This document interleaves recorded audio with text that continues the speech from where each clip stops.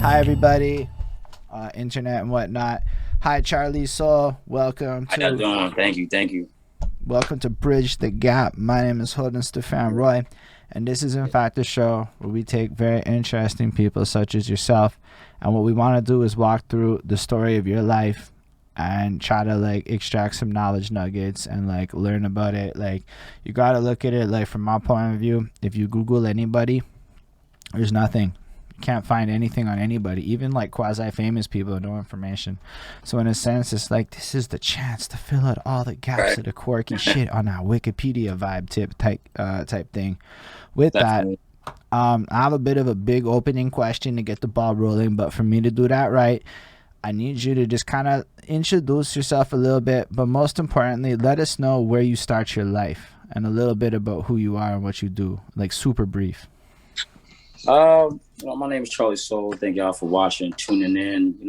I'm a father of one. I'm a laborer. I'm a hardworking gentleman, just like anybody else in the world, and I go for what's mine. And music's been my passion since I was about 13, 14 years old. I'm up in my near 30s What? now, and Where did you music. start your life? I started my life honestly around like 13, 14 years old. No, That's I when the mean like music. in a more quite literal sense. Pretend the music is a chapter of your life, but your life Right. starts 13 years before that. Where did that take place? It all happened in Brooklyn, New York, man. Amazing. Again, born and raised in New York, and like everything, just being a little kid in the '90s was That's it. actually, We're going to get there. So now I'm going yeah, to get the ball rolling because I got a question and it's a bit of a got it. story. And when it lands, we're going to start talking about it. I want you to remember the story doesn't start when you're 13 full of hip hop. That's like a chapter that comes after the beginning of the story. So let me start it up. My girlfriend, one time, she's washing the dishes and she's got her phone open and she's playing that Black Eyed Peas song. The I got a feeling. Ooh. And she's like, she's Right, vibing, she's dancing, she's doing her thing. And I started looking at this song, but I really started thinking about it. I'm like, yo, when did this become chores music? Like, check it. She's like playing that song and she's like washing dishes and whatnot. And at some point in time, that song became the chores music. And I say that because, yo, let's be real. 10 years ago, that guy is up in the clubs and whatnot. 2 in the morning, it's the highlight of the night song. People be dancing, super drunk, right, trying to procreate, all kinds of stuff. 10 years right, goes by, the song doesn't change at all. We change a lot. And now the song is chores music or it's exercise music or it's something that you would throw on when you're kind of maybe a little bored and you're trying to have a little more excitement of those good old times back in the day. And I was blown away by that because it made me think about all the little 20-year-olds running around to their club music. How, like, one day, 10 years later, they're going to be a lot older, bumping Cardi B, washing dishes, thinking about this kind of stuff like I am. But then I realized we're just doing dishes to Cardi B now, and it's more like club music just becomes chore music because we evolve like that, and that's just what right, happens. The sounds don't change, but they go on a journey with us. So the right, for music, sure, it's like this big journey, right? for sure, And for sure. like a lot of times when we talk about our journey, even yourself, we start at this adolescent phase. That's when it starts for us. When we get attached to something and we get into it. But really, Oh yeah, there's so much that happens before that that ties into it, right? And everything that happens before it musically, which is something that's like always been around you since you were like the youngest you can possibly remember. There was probably a song playing somewhere in these memories. So like I can bring it back to like being 4 or 5 years old. My dad's got those gray boxes, the fucking amplifier, the radio, the tape deck. These wires is going to everything, out to these speakers. Take him 20 minutes to set this shit up after we move type thing. And he would bust these Led Zeppelin tapes. And at nighttime, it was like the 90s techno music straight from the clubs of Montreal and all that stuff playing. And it created like this ambiance to the experience. My mom's less fun. It was discos and musicals and all these vibes that she was into that I was just kind of there for. At Christmas time, we had this like one tape. It was EDM remixes of Christmas songs, and that was like the present opening soundtrack type. And it was just like all these things played into my life way later on. And I just, you don't often think about it, but when you really run it back, it all starts there when you're young, before you have oh any yeah. control of the sounds around you. You're still experiencing it, absorbing it, fascinated by it. So I was hoping, CharliSoul, you could bring us back to being the youngest CharliSoul you can think of being, and tell us a lot what it sounded like to be you before you had any control over the music or environment or anything. It started with church. My grandmama would go to church, and she would come back home sweating, and I'm like, Mom, why you always sweating? And she's like, the Lord took over me. I was in church, I was singing, I was hitting all the high notes, and the Spirit took over me. And my father would play Luther Vandross. My mother would play all the great, Motown records. I mean, and jump, from the 60s to the 70s. And then we would go to the 80s. And we would just jump back as time went on. And, around 2000, when the ball, dropped, we would all, as one family, would go to the house and we would play all our favorite records. And we would dance. If you would chuck in a job, and we would have like a little break dance floor, little spot on the floor, and we would have a really good time. Y'all would have a breakdance in the family New Year's get together. Yeah, it was quite wild. Yeah, it was just a community. The entire block would come because we all went outside. We would all play ball, and then when the block parties back in the '90s in Brooklyn, the block party was lit. We would go out, have fun. You see the big boom box out, everybody outside. You see the Italian icy man, the ice cream truck. I mean, this was the '90s. This was the almost greatest era of all time. Besides that and hip hop. So we would all go out. We would all have a blast, and that's really where it came from. Because if grandma was like the head of the house. So everything had to run by grandma. So, all the parties went by, if you didn't say grace, you didn't eat on Sunday. But music, like you would always hear her humming. You would always hear walking up the steps, walking down steps, folding clothes, cooking, going to the grocery store. Music was that. My grandmother was music. So it just went through the whole house. And then I started writing music when I was like 12 years old. Before we get to 12. Let's go back to it because, you got to understand. I'm from Montreal. Some of the viewers are all over different places. Most of us didn't grow up in the heart of Brooklyn in the midst of the 90s when stuff is all like evolving and stuff. And you're describing already block parties and big speakers.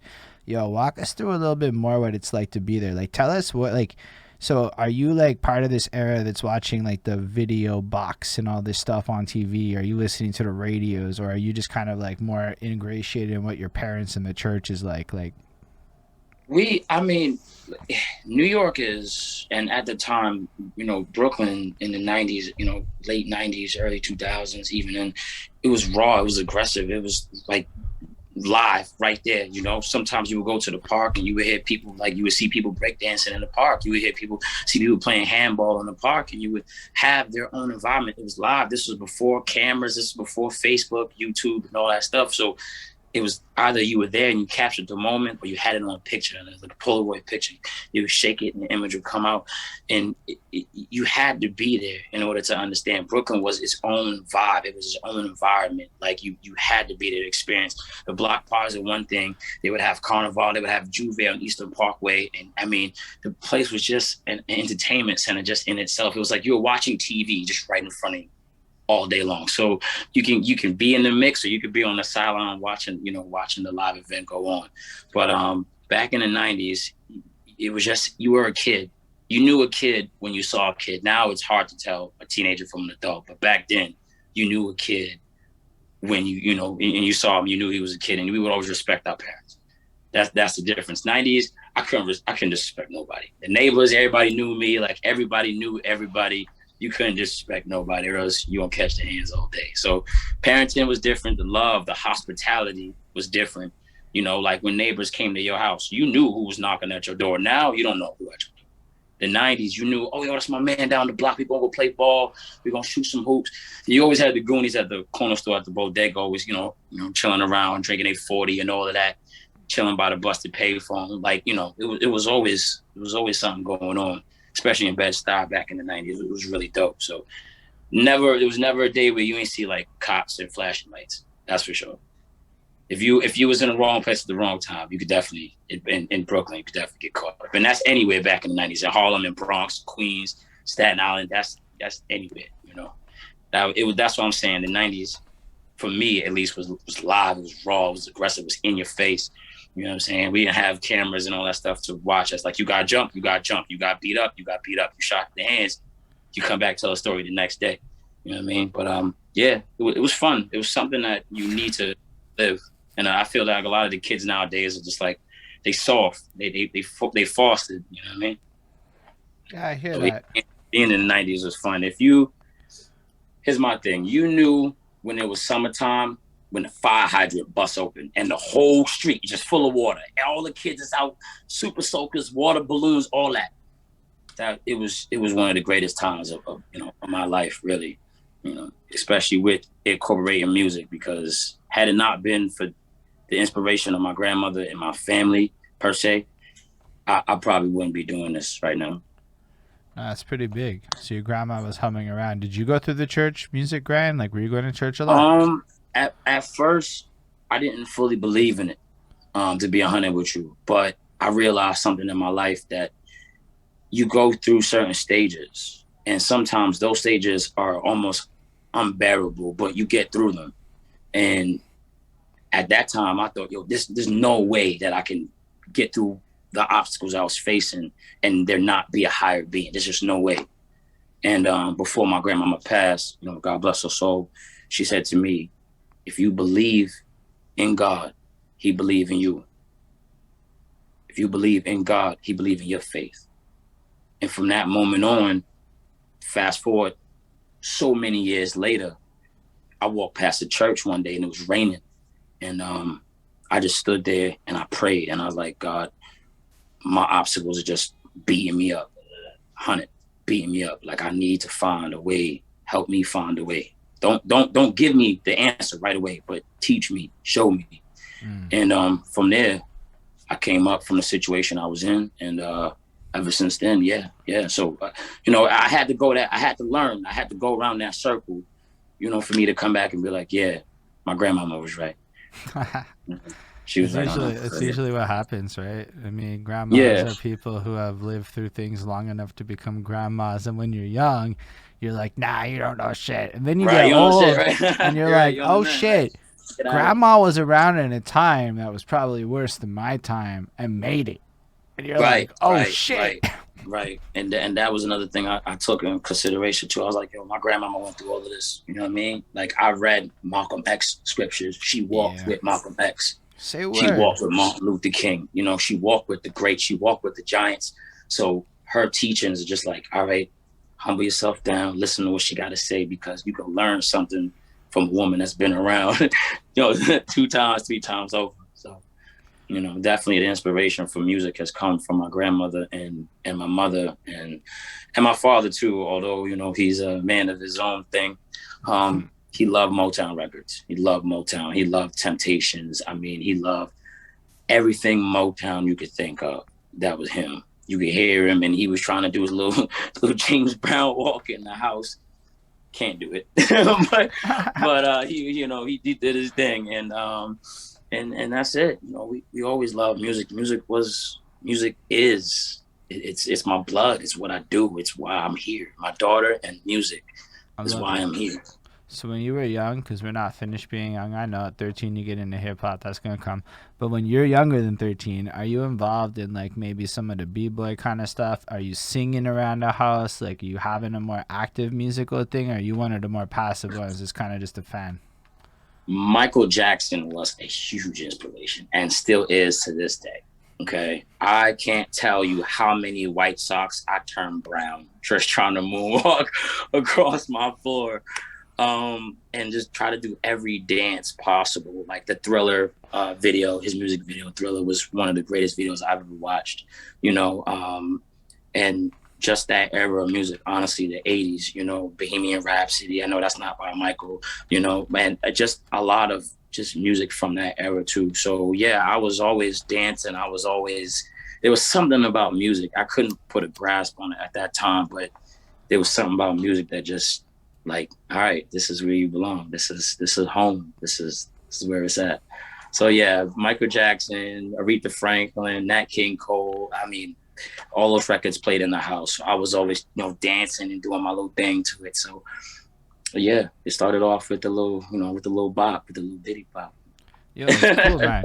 I know sometimes it's like weird to delve into it, but in my experience having these interviews, the fans, as in the not us, they love picturing you at like 6 dancing around to Michael Jackson. Oh my God, man. Yeah. That's like the most and human my shit Superman ever. undies just sliding across the floor. That's I amazing. guarantee it, and like cannot like make this up at all. I took like butter and just kind of just like smeared it just a little bit on the floor and just went for it. Just went for it. And I put a hole in the door.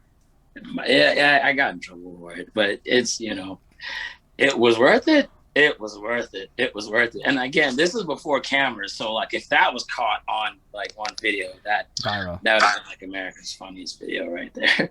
That was like, if you think about it, America's Funniest Home Videos is basically like the 90s, 2000s version of Yeah, YouTube it virality. really was. It really was. You had to sit down in front of a TV to do that. But I was a single kid. My sister's a lot older, and she doesn't. She's still here, but she doesn't live with me at the time. So I was just like a single child. So I was doing all these things without a cameraman. I was acting silly, without a cameraman. So a lot of the times, I wish some of my goofiness was caught on camera.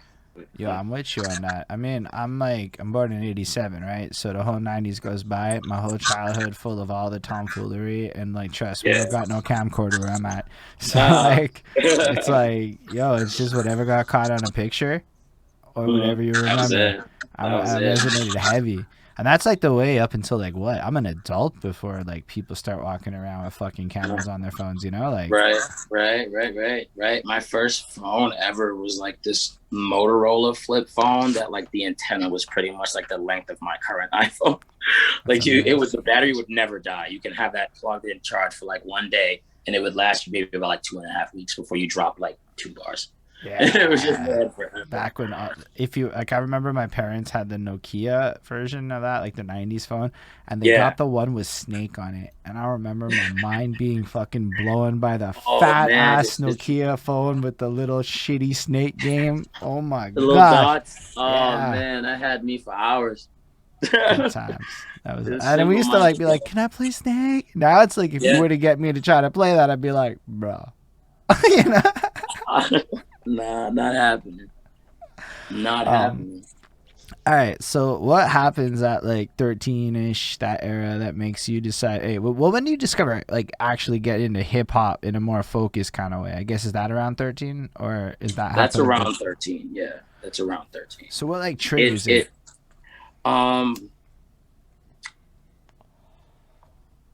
lot.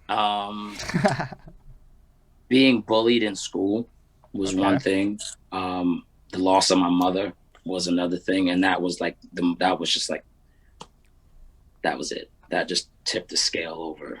So I lost my mom around like 12 years old, and she loved music so much. Selena was her favorite singer of all time. She'd buy shirts of Selena. She would listen to all her cassettes.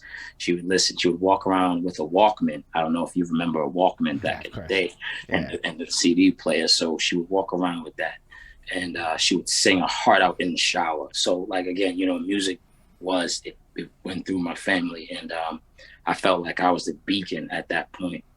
And so the loss of my mom definitely was like, that was it for me. I started writing more because at that time I couldn't talk to anybody about it. I couldn't. It was so much for me as a kid to like, okay, this is what's going on. I still have to go to school. I went to school like 3 days after. I went right back. I had to finish school. And, when I went back to school, everybody, we went to the auditorium, and my dad was really cool with the principal at the time. So the whole school took a moment of silence and said their farewells. So that definitely touched me. So that in itself, along with, the loss of her and, and music going through the family was it. That was it. So around that time, it was good. And was it like hip hop at that point that you were into, or were you trying to just like it was hip hop. It was both, actually. It was spoken word, it was poetry, and it was rap, it was hip hop, one of my good buddies, I call him Kid Bully. He taught me the ropes of how to rap and stuff like that. And I had a worthy adversary named Young X. And we would go at it. We would beatbox, we would have like one guy, banging a pen and a pencil in the cafeteria, and we would go at it, spit, 16 bars. We would do that. And we would have different young talent, different artists at the time go up, and we were all trash. We all knew we were all garbage, but it was the simple fact that we thought we would one up the next guy. And some of the things that we said were actually pretty personal, and sometimes we got into pretty, heated arguments about it.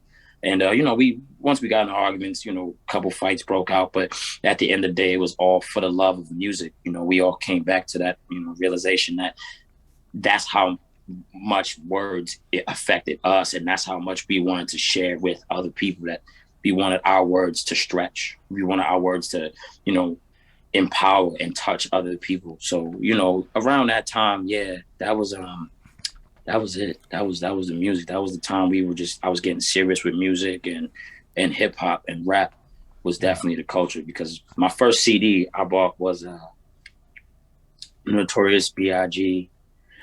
And actually I didn't buy it. I actually got one of my friend's mother to buy it for me. And this is when I had my CD player. This was the Ready to Die album. And then a couple years later, I got Nas album, the Illmatic album. I got so many different like CDs. I used to buy bootlegs, off the back, in the hood. There was this one guy that sold CDs and bootleg movies out of a black Mazda MPV. I'll never forget it. I was on Gates Ave in Bed-Stuy.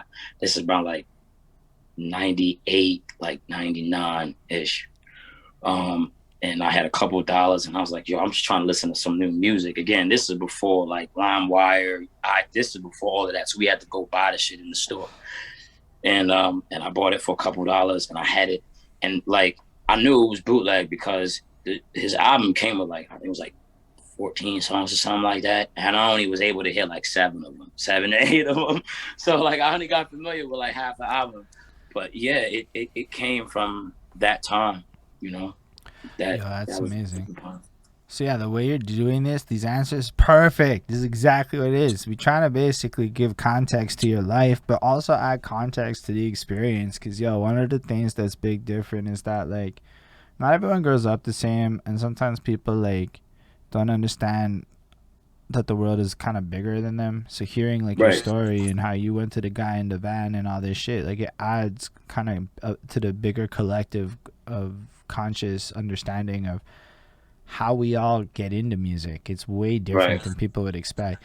But my favorite part of what you said, and I think it's the biggest knowledge nugget in it, is when you said we knew we were trash, but in our minds we knew we were less trash than the guy that we're going against, and that was all that mattered.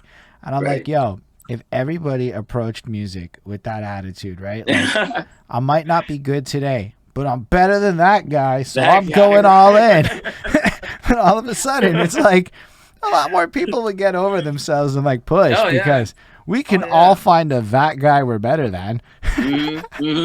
Yeah, we and it was all love. There was this guy named Cash, and he still raps, and he still does his thing. His name is Pluto Cash, but and we're still friends on Facebook to this day. And I've known him, and this is junior high school. This is you talking over 15 years ago. You're already talking, and he's I think he still resides in Staten Island. And this guy would rap so fast, okay? Like I couldn't understand a word he was saying, but at the time, again, we all were trash. So I thought that was the dopest shit of all time. This guy just spitting so fast, and I'm like, no. And I'm like, I gotta write some of that shit down. Like and this is me, like, I'm brand new, I'm green as grass to the game, and I'm like, I gotta like try to absorb some type of energy and try to implement his energy into my style of art. And then there was one recording, I don't even know where it is. If somebody could find that recording of us in the school, no, it was actually in the schoolyard. If they could find that recording, I would pay them for that recording. We were all in like this semicircle, right? And the guys are playing ball around. Were you always going by CharliSoul if we're putting that out there? How would people find this? Definitely. If you guys find it, call me. Like, call me. We were all like in the semicircle, and we were all just like rapping. And at the time, I went to this school called Andreas Huddy, and we fought a school. called My 11. And from time to time, we would have like, they would come to our court and play ball, or sometimes they would just come to our court and like start beef and whatever. And sometimes they would come to our court and they would bring their little like team of rappers or whatever. And we would have like you spit off, we would have like a little cipher or whatever. So we get there and we're all rapping. Now, mind you, this guy says something that's like so out of like context. Like, I'm not even going to repeat it. It's just so out of context. And today, like, then you could say it. Now people are so... Oh my word. That is a good way to put it. Out of context. I'm going to jack that because it explains what you're trying to say in such a safe way. Yeah. A lot of the things that we say were very vulgar and very aggressive, very assertive. So I'm not going to dive too much into that story, but just know that when things were said and things in the heat of the moment, sometimes, we got a little scrappy. For senior year, we actually had this is Flatbush Avenue. Flatbush Avenue is like Flatbush Junction. So it is like multiple streets that, you can Google this area. There's multiple streets, multiple buses that, branch off to different parts of Brooklyn. And you hop on a train, go to Manhattan. So we there, and the kids from the next school over so happen to be on the next bus. So we get off the bus, we about to go onto the train. So a huge fight breaks out Flatbush Junction. This is like 05, 06. 30, 40 people, whole bunch of people outside scrapping, people getting thrown on the bus, people getting pushed down the stairs, a whole bunch of people panicking. In like 10 minutes, 5-10 minutes, a whole bunch of cops come, everybody running, scattered, dipping, everybody running. All of this happened over some beef that wasn't even like, it was just like make-believe. It was like a fit. It wasn't even real. It was talking about like this whole pregnancy thing with this girl and this dude from the other school. And it was just this whole vibe. So we was out there fighting. And then it went from that to like the music. And it was like, yo, I know you. And it just got bad. So, again, you can't do any of this shit now. Then, it was different. But I just add to that. I don't have like those experiences per se. I'm soft as fuck. I'm not as that soft, but compared to a lot of places, I'm pretty soft as fuck. I know that. Cause one of the things that comes up a lot when I talk to the New York folk on their come up was the fact that it's one thing to be like in a controlled environment saying some shit, and there's another thing to be in the street saying that same shit knowing you might not make it out that situation because you're saying that shit. And that was like one of those things where and it was like everybody from New York that like went through that like in the streets kind of vibe of freestyling and shit, because you're saying some wild shit but you're on the next man's turf and etc etc. And I'm like, yo, that is super different than Facebook. It's so different in the reality of like how it could play out for somebody. So I empathize a little bit with what you're saying in regards to like I keep hearing people express that sentiment, and as you keep hearing it in different versions, it kind of adds this weight where it's like, in this new world, like, yo, people film shit. It isn't the same as what it was. Then you didn't then you couldn't, it was a low chance, a low probability that if you got jumped, there was somebody recording it. A lot of the times, I've won some fights, I've lost some fights. You know what I mean? I know when to fight, I know who to fight. But at that time, there's no, who to fight. It's on site. It's right then and there. If you getting robbed, you getting robbed. If you getting held up, you getting held up. If you fighting, you getting jumped, you getting jumped. If you fighting somebody else, there was no live action. There was no YouTube. There was no Facebook Live. It was just right then and there. And that's when I was talking about earlier. Everything back then was just raw. It was in your face. It was aggressive. It was assertive. It was right there. It was happening all the time. So yeah, definitely, especially growing up in Bed-Stuy, I got a lot of people that live in Queens, and I got a lot of people that live in the Bronx and in Harlem and Manhattan and all that. And I got a lot of goons that live in Brooklyn. And again, if you wasn't in if you was in the wrong spot, you was in trouble, especially certain times of night. You knew, because I knew officers by name. you never want to know officer by name. what I mean, amount of break-ins that happened back in the 90s, you know what I mean, the amount of carjackings, thefts, robberies, vandalism. I mean, it was crazy back in the 90s. Like back when I was a kid, you could hop on a train for like 75 cents, $1.25. That's when you could get on the bus. Now in New York it's like $3. And especially in the projects, like you go in the projects, you go in the hood, you was in the hood. Like you got people outside in the crib, they just standing there, they grilling, people posted up, all black champion hoodie, Tim's on, they all making their plays, everybody doing their thing. They Marcus Garvey projects, you see different people standing around. Brownsville projects, you see different people standing around. They had like blood affiliation day, goons would come out, slicing girls' faces off right on the Ave. Like it was like there was no Facebook. It was there. It was aggressive. It was raw. It was in your face. So like, yeah, if you was in the wrong place at the wrong time, no matter if you was the random person, you could get caught. No problem. That is definitely intense. It's not like now. Now it's all like modernized. They got like police officers on like eco-friendly scooters and shit. Like it's different. You know what I mean? They up the ante on a police, but at the same time, it's like we had to go through that rough patch of Brooklyn. Like we had to go through that in order to progress to get to that safety where we at now. Right. But, oh, fair enough. You don't want to play with that. You don't want to be around. The 90s definitely was no joke. No joke. So like with that, when you say you started to get more serious with music, how does that actually like manifest as you're pushing it as a teenager? My first talent show, I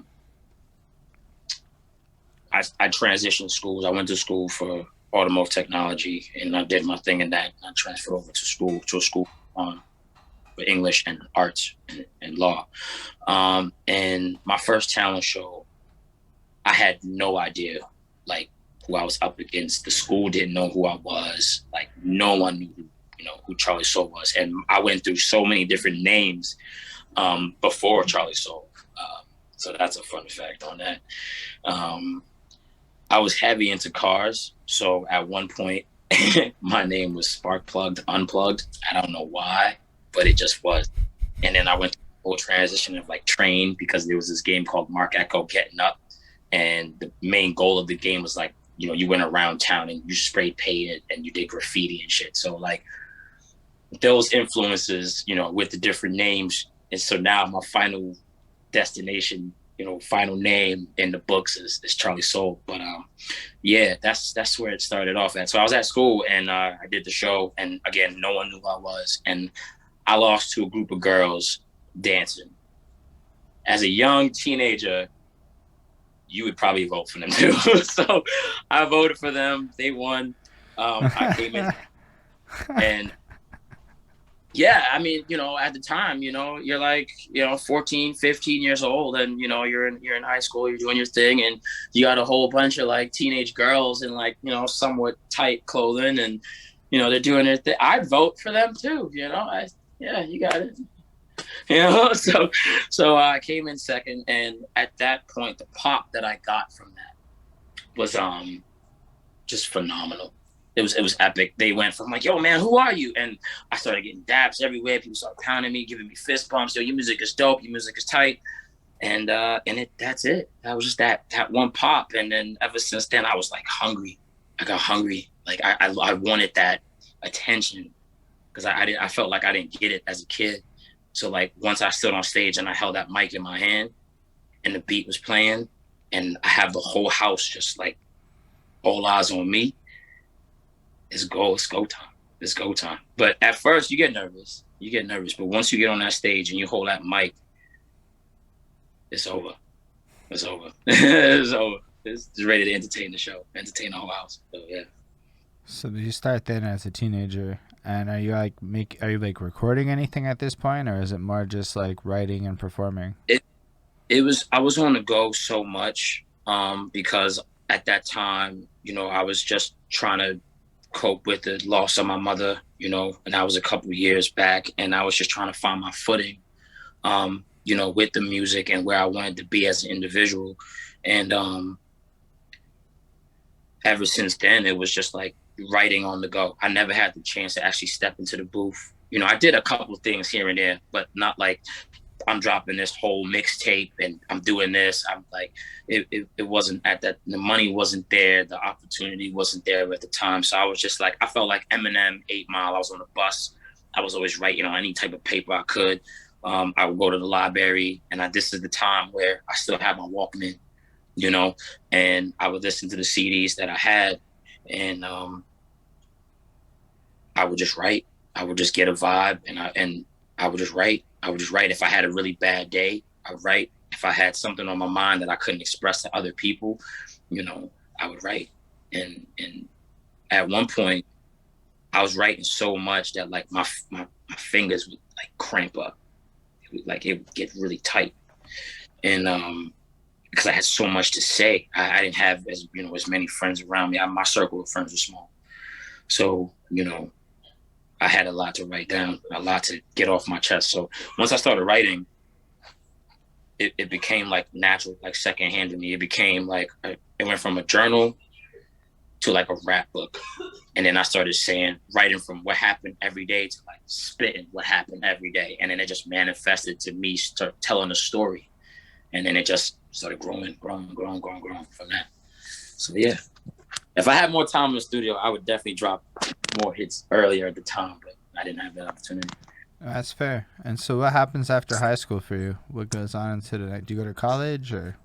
I did. I went to Quincy College for a while. Then I went to MCC for a while. Manchester MCC? Community College. Manchester Okay. Community College.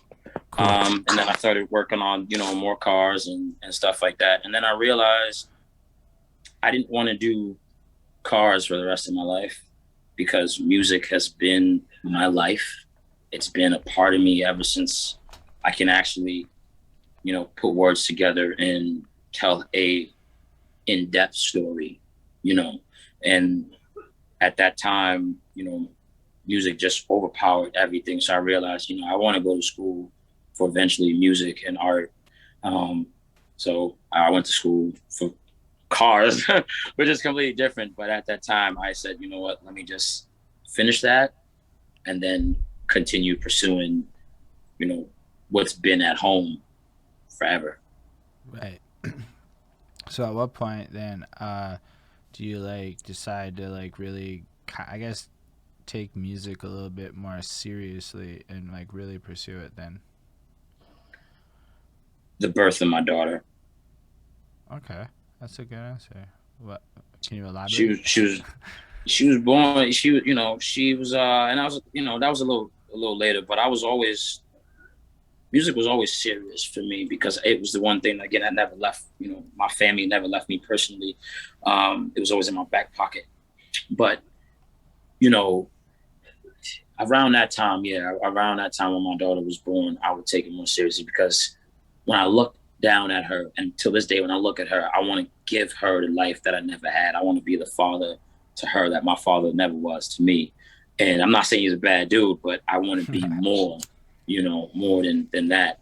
And that's common. You want to give your kids, everything that you never had and then more, and then some, and once I got into the booth, big shout out to Obi-Wan.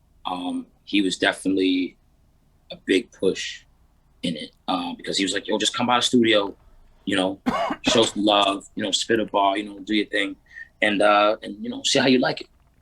And at first I was like, you know what, all right, because I was working 2 jobs at the time and I was more focused on, the money. And I'm still always focused about getting money, but I was still more focused on like giving her everything. And I realized that like I'm working for the man, but I'm not discovering the man I am myself. Right. So I started getting more serious, more in depth with it. And then once I got into the booth, big shout out to Travis Pitcher, Grizz. Yo, how do you know Obi-Wan? That's cool. I mean, I just know the guy from like the name that has appeared in this Bring the Bars Facebook group that has connected me with a bunch of people. But like to me, he's just another guy that I have yet to really talk to. When you get a hold of him, he's an interesting man to listen to. And that's for sure. I'll never discredit that brother at all. He's a brother of mine. I've known him so many years now. I met him. I used to work at the gas station down the street here from where I reside, and he came in, and after, you know, we would talk, and I just knew, like, the energy from New York. You get that energy, like his swag, his talk, how he talks to me, his tone, his approach. I knew he wasn't from out here. And you know, sell him his wraps, whatever, get him whatever his drinks, you know, his kids' snacks, whatever the case was, ice cream, ices, you know, and you know, whenever they had cookouts, they would, you know, bring me a plate of food, whatever. So we just vibed at that point, man. And you know, we met, we were rapping, and you know, he heard me spit, and I heard him spit, and ever since then, man, we were just close, you know. We bump heads, you know what I mean? That's my bro, you know, we're supposed to, you know what I mean? But we bump heads out of love, you know what I'm saying? Out of the love for music. And he's like, hey man, you know, Charlie, don't move like this. Or I'll be like, yo, Obi, don't move like this, you know. And you know, we work together. But definitely it go back, man. Blood's thicker than water anytime. So, you know, that's one of the homies. So, we go back. That's dope, because you say he brought you into the studio and got you to try it out again, which is effectively leads us to here in this very moment that we're having this conversation. So shout out fucking Obi-Wan, who it's the 7th of August I'm talking to him. So like it's pretty close that's going down. I mean, if you're watching this, man, I love you, man, no doubt. You know, tell the family I love them so much, man. They definitely he definitely was one of the reasons why I took it more serious. And I knew it was meant to be when my daughter heard my music play over the car and play on YouTube, and because she started moving her head to it. Now, mind you, she only knows she's 4. Aww. So to retain that much information at that age and actually like the rhythm, move to the rhythm, I knew at that point, okay, Charlie, we got work to do. It's game time. But it's also, kids are not full of shit too, right? Like in my experience, right? They're straight up. If they don't like it, they're like, yeah, pound sand. Like, no, we don't. Turn this off. That's incredible. But she was moving with it. She was dancing, and so whenever in one of my songs, I think you played it, Champagne Celebration. I mentioned my daughter in the song. A lot of people don't know that at all. There's a part where say Paris met London Marceline. My daughter's name is London Marceline. So in the context, I painted the image that you, Paris, which is someone else, met London. It's a whole image that I painted for the listener, but no one knows that until today, that my daughter I put her name in that song and made it fit the story that, you know, that you can listen to. But that's blessed. Yeah, there's no way I would have picked that up. That would have been some shit where I'm like, yo, it's blessed. To be fair, I don't try that hard to decipher people that are not being obvious as bars anymore, because I did album reviews for a long time. And then I would be like trying to break down a fucking like West Side Gun bar. And then people from Buffalo would be like, bro, come the fuck on. What are you trying to do here? What are you doing? And then like I would spend like 7 minutes Googling fucking athletes and I'm like, what am I doing? Nah. Is it sound good? It sound good. I'm gonna worry about the bar message. You know, then it's like you realize I don't have to get everything. I can just make it. Right. So that's kind of my attitude a bit. So it's like you would have said that, I would have been like, yo, is he so in the pocket? It's tight. And I really mean that. You are in the pocket, and you're also versatile. I was like, nah, he's all over. I mean, there's a consistency to it, but like that like oldest one on your SoundCloud is drastically different than say I don't know the names. The oldest one on the list, and that was drastically different than the other ones. I was like, say a word. It's like versatility up in here. Right. I try to change because of the motive that you see a lot of artists nowadays, they all sound the same. And I don't know if you were able to watch that. It's like T-Pain went live on Twitch and he was just pissed. This guy just lost his cool, and he's like, you know, give me something different. Everyone sounds the same. And this here, you know, you can see kind of just in the square, you know, in the little square here, this is my office. You know, I would sit down and I would chill, I would smoke, I would listen to different beats, I would go outside, get inspiration, you know, go to poetry slams and stuff like that and listen, and just my experiences in life. And I would add all those things up and I would grab a beat and new music coming out real soon, by the way, just heads up. I would grab a beat and I would write. And if I didn't like it, I would either put it aside for a later project or I would just start over.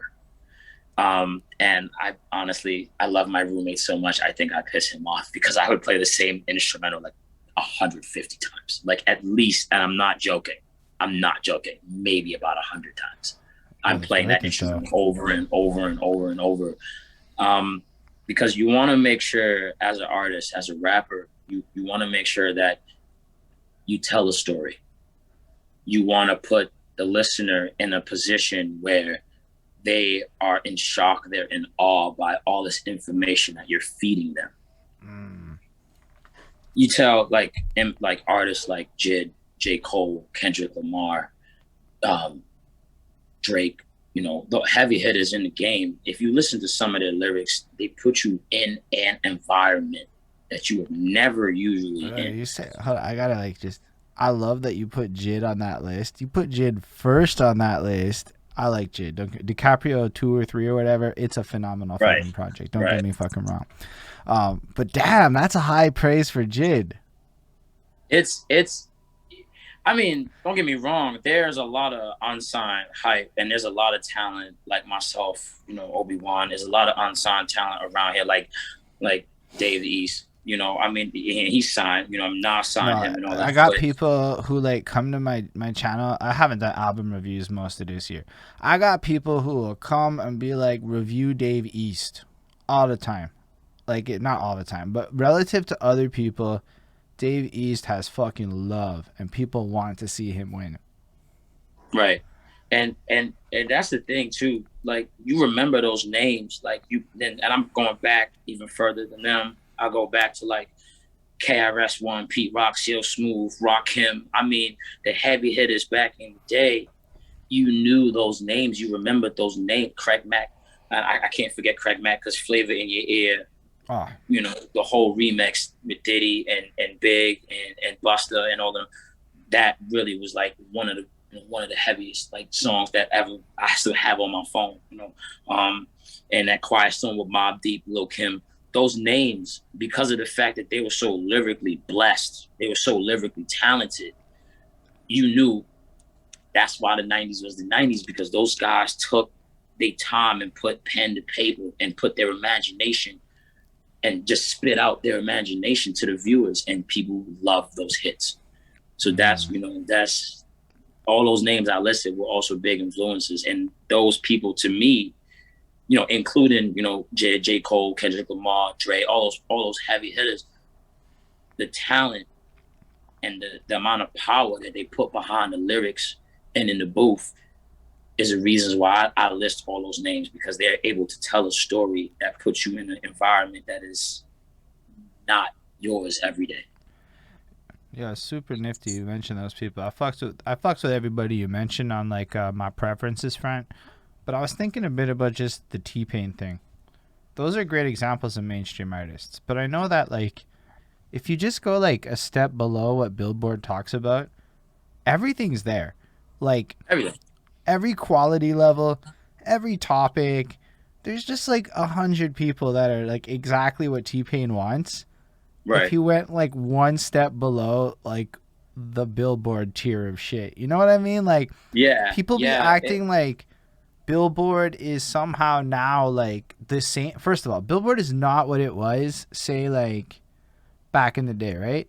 Like Billboard back in the day was this thing where they would like maybe listen to the streets a bit and let that fucking leverage the situation and bleep bloop bleep bloop all this crap. I'm like, with that, like Billboard was there. Now, like everybody knows how fake the shit is, right? You see like things like Justin Bieber and them teaching fans how to manipulate the system. You see shit like motherfuckers pairing up with energy drinks to spike sales and shit. Like, and then everybody's going, but Billboard, yeah, because the real motherfuckers don't do that shit. That's why they're not on Billboard. And then you might go, but what about Jid and Jay? They kind of have majors in some way doing that in shit. Some way, right. They're playing the payola game. And I'm not playing the payola game. Are you playing the payola game? No. I I go off of what the energy is. And, you know, as a small fan base, as an artist, and with a small fan base that's slowly growing, I feed off that energy, you know. So I'm not going to represent something that I'm not, you know, like That's dope. I'm not this tough, hardcore guy, but I'm also not a chump, you know, like if I have to, I have to. If I got to hold my own, I hold my own. But I represent, you have to represent something. You have to have a standard. And my standard is being true to myself. If I know I'm this grade B rapper, I want to make myself a grade A rapper. This is what I need to do. In order to do that, I'm not going to fake my way to do it. I'm just going to hone my craft to make myself that tier level. You know, I'm not going to go around boasting. I'm the hottest rapper. I'm the dopest rapper. I am not the dopest rapper. I am a dope rapper, but I am not the dopest rapper. So I pay homage to all the people that's like, oh, I'm the greatest alive. No, you could be one of the greats if you just keep applying that pressure. You keep applying that momentum, that positivity, that force, then people acknowledge you. You can say you're good all the time. You can say it to yourself, I'm good, I'm good, I'm good. And that's good. That's uplifting. That's what you're supposed to do. But it's different when you have a whole crowd of people telling you you're good. All I It's gotta say different energy. is just to like add on to what you're saying. I can't stand when Eminem clones in particular say they're the best rapper. I'm like, bro, Shady's still dropping music. You can't be like sounding like the man and then claiming to be better than the man. Right. And also, like, it's democracy a little bit. I know it's a weird thing, but what's like, I was thinking deeply about the idea of what is great. So it's not what I think is great, because that's my opinion, and my opinion is worth whatever it's worth to whoever it's worth. But Right. that's it. So if we think about the greatest shit in history, it's always what was democratically remembered across time. That's just it. It's what a lot of people over time agree is great. So therefore, it's impossible for something to be great without an element of democratic, we agree as a people, this shit is, it could be like a population that's really small. That's where you get into niche greats and like cult classics, and we made up a bunch of terms for like great shit that's only great to some people. Right. But like, you're not great unless other people call you great, which is why it's always so baffling to me when people with clearly like, you can Google shit, right? Some people saying they're great, it's like, or like the best. I'm like, bro, like, are you like, say you're the best in like your neighborhood per se, like, you know, like be specific and like, all right, cool. Yeah. But then it's like, I don't know, it's like a pet peeve of mine, honestly, and it's just like, I don't understand it. I don't understand why everyone's on this quest to like say they're the best without specifying what they're the best at. Right. If you take the craft, if you subtract all the hype and you take the craft for what it is, you take the knowledge that you have obtained throughout the time you've been studying that one particular craft, and you erase all the hype, what you have is two things. You have yourself versus reality. And yes, the final result is you are the amount of energy you put out. So if you want to be great, you're going to be great, but you have to put that elbow grease in. You're going to hear a lot of, you suck. You're going to hear a lot of, you can't do it. You're going to hear a lot of, this sounds the same. You're going to hear a lot of no, no, no. You're going to hear 50 no's before you get one yes.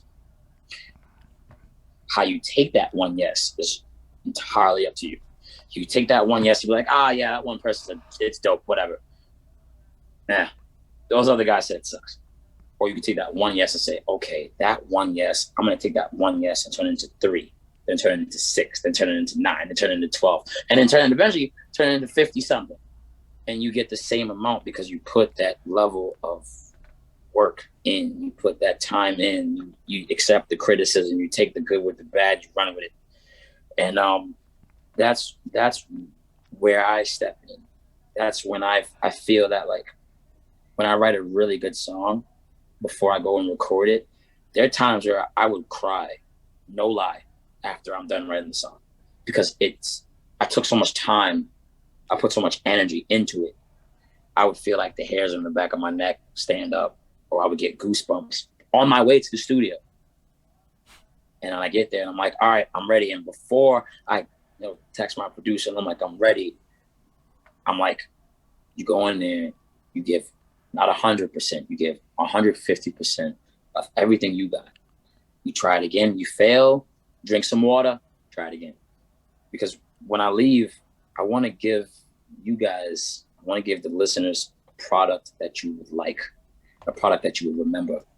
Not, oh yeah, that song is cool.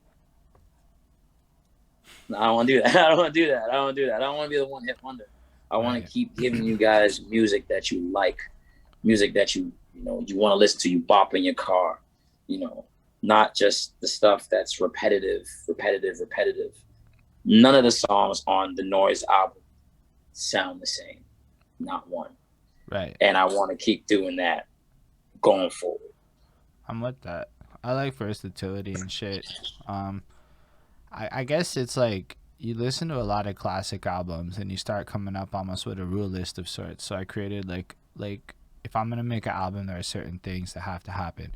Classic albums don't really have the same topic unless it's a concept album, but the same topic won't come back more than like twice as like a core element. And even then, like that's only really in the older days of like the classics back when they were discovering shit. Right. You take a Ready to Die or something. Honestly, every song is about something different. For real. Every track, and it sounds different and the concepts are different, and like you can run it and it creates this like mesh. And we used to go through these albums track by track by track, right? And think about it. What is every single fucking song saying? And we did a lot of that. And you start realizing that every song has to be about something different, or else you're not creating something that is in the tier of what all the other classic albums are. And that just transcends like genre, right? Like all the big albums of most genres have multiple topics and become like this whole experience, even down to the token women song and shit like that. Like you kind of almost need this shit, right? Even if it's just to prove you can do it, right? Even if it's just because all the other albums have it, but then you gotta have it too. And it's like you start seeing that sonically the beats gotta kind of either be all the same or mad different. You can go either direction. And it just shows like a lot of people, I find, they're focused on algorithms, and algorithms are a funny thing to focus on because it means that like whatever you're doing is so subject to today and what's gonna work. So people try to tell me about there's no attention spans, or there's like 2-minute tracks, what's a third verse, all that. And I'm like, bro, like none of that really matters. Just go make music that like you think is gonna sound blessed, and not like whatever. And at the end of the day, there's an audience for you out there for it. Like kind of what you were saying. Take that one person and flip it. And if you can get like 1,000 motherfuckers to give you $5 a month, that's $5,000 a month. Yeah, right. That's right. like bread. That's something. Yeah, it's I think a lot of people that challenge this, the world in today, they get scared of hearing no, so they don't do it. And in music, you have to be able to accept no. You have to be able to accept that doesn't sound good. That sucks. That's terrible. That's trash.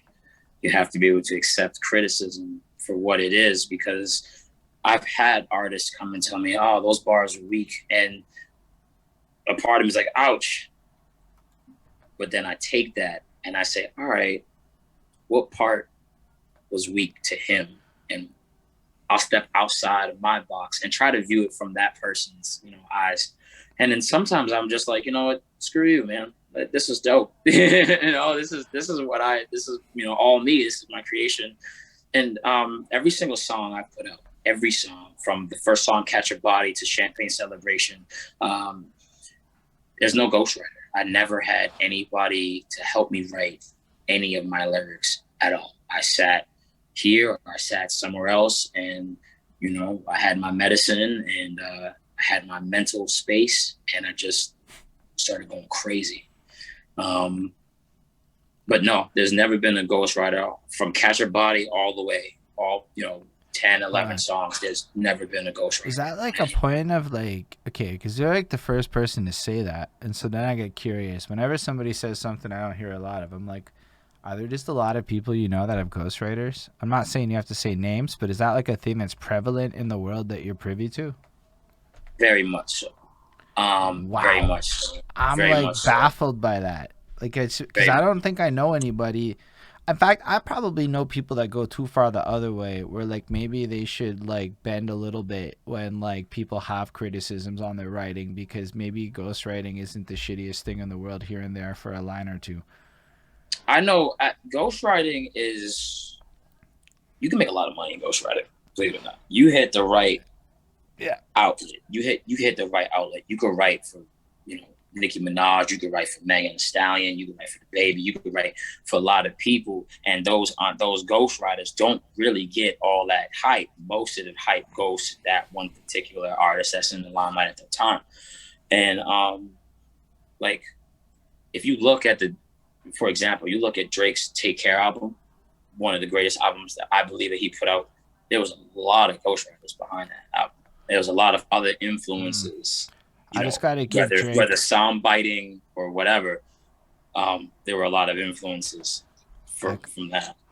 I gotta give Drake credit on one thing he does that doesn't get put up. Sometimes he just adds people to the credits as like a residual. They didn't do shit.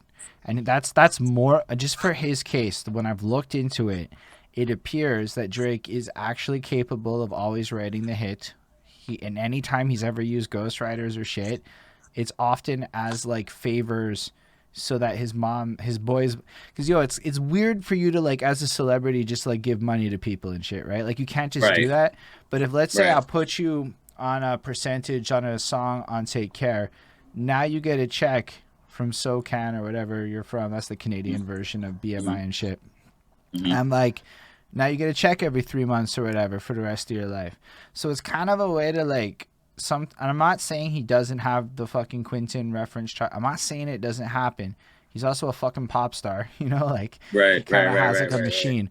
But I know for a fact that a lot of the hate that goes to him, it's actually charity in a sense, and people don't understand what's happening sometimes.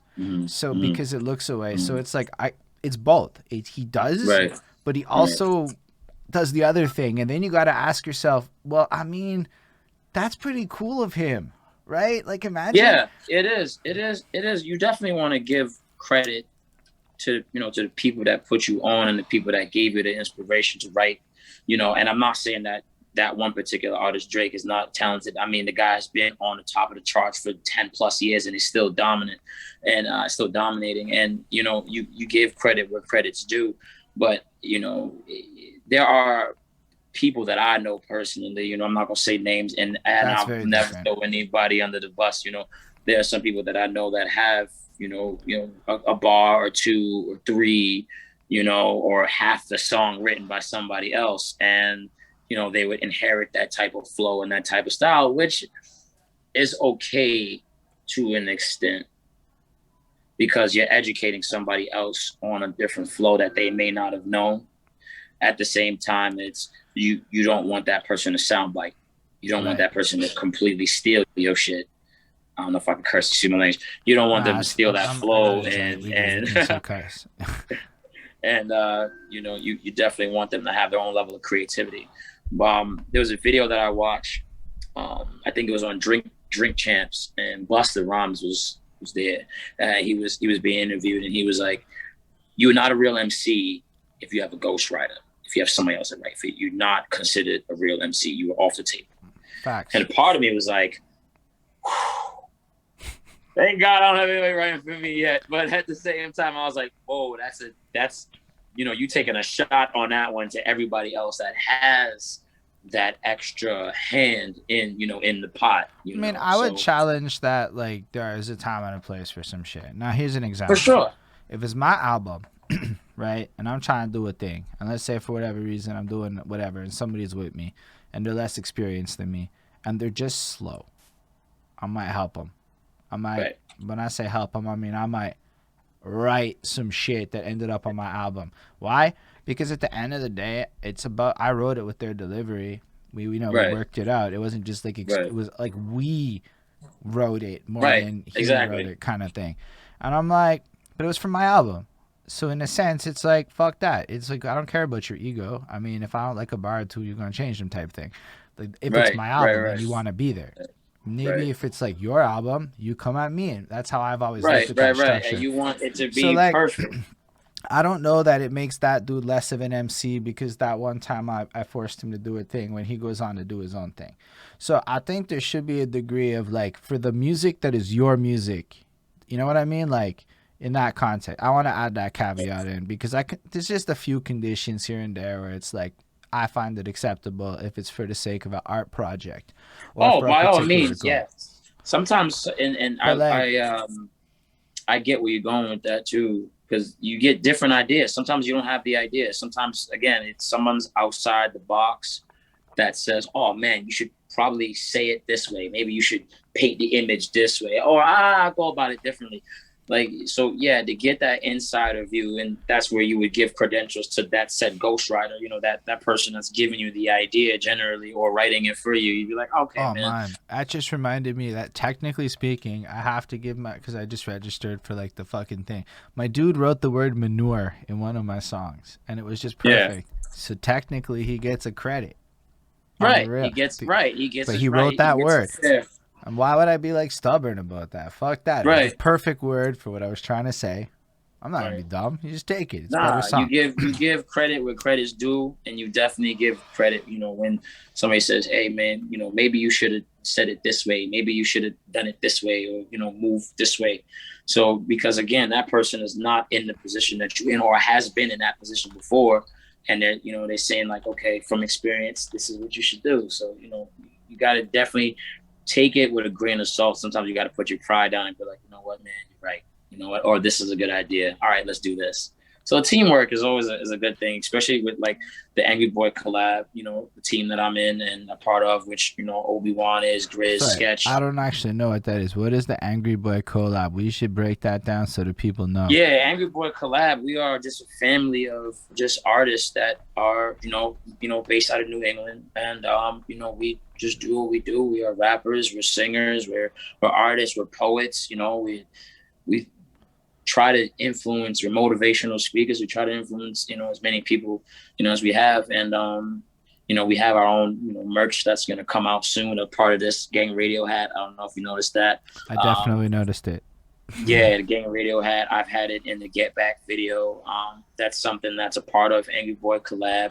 We're working on a website called angryradio.com, where, you know, you can get all of us pretty much, you know, my team, myself, Obi-Wan, Grizz, Sketch, Sketch 603, you know, and everyone else that's a part of the team.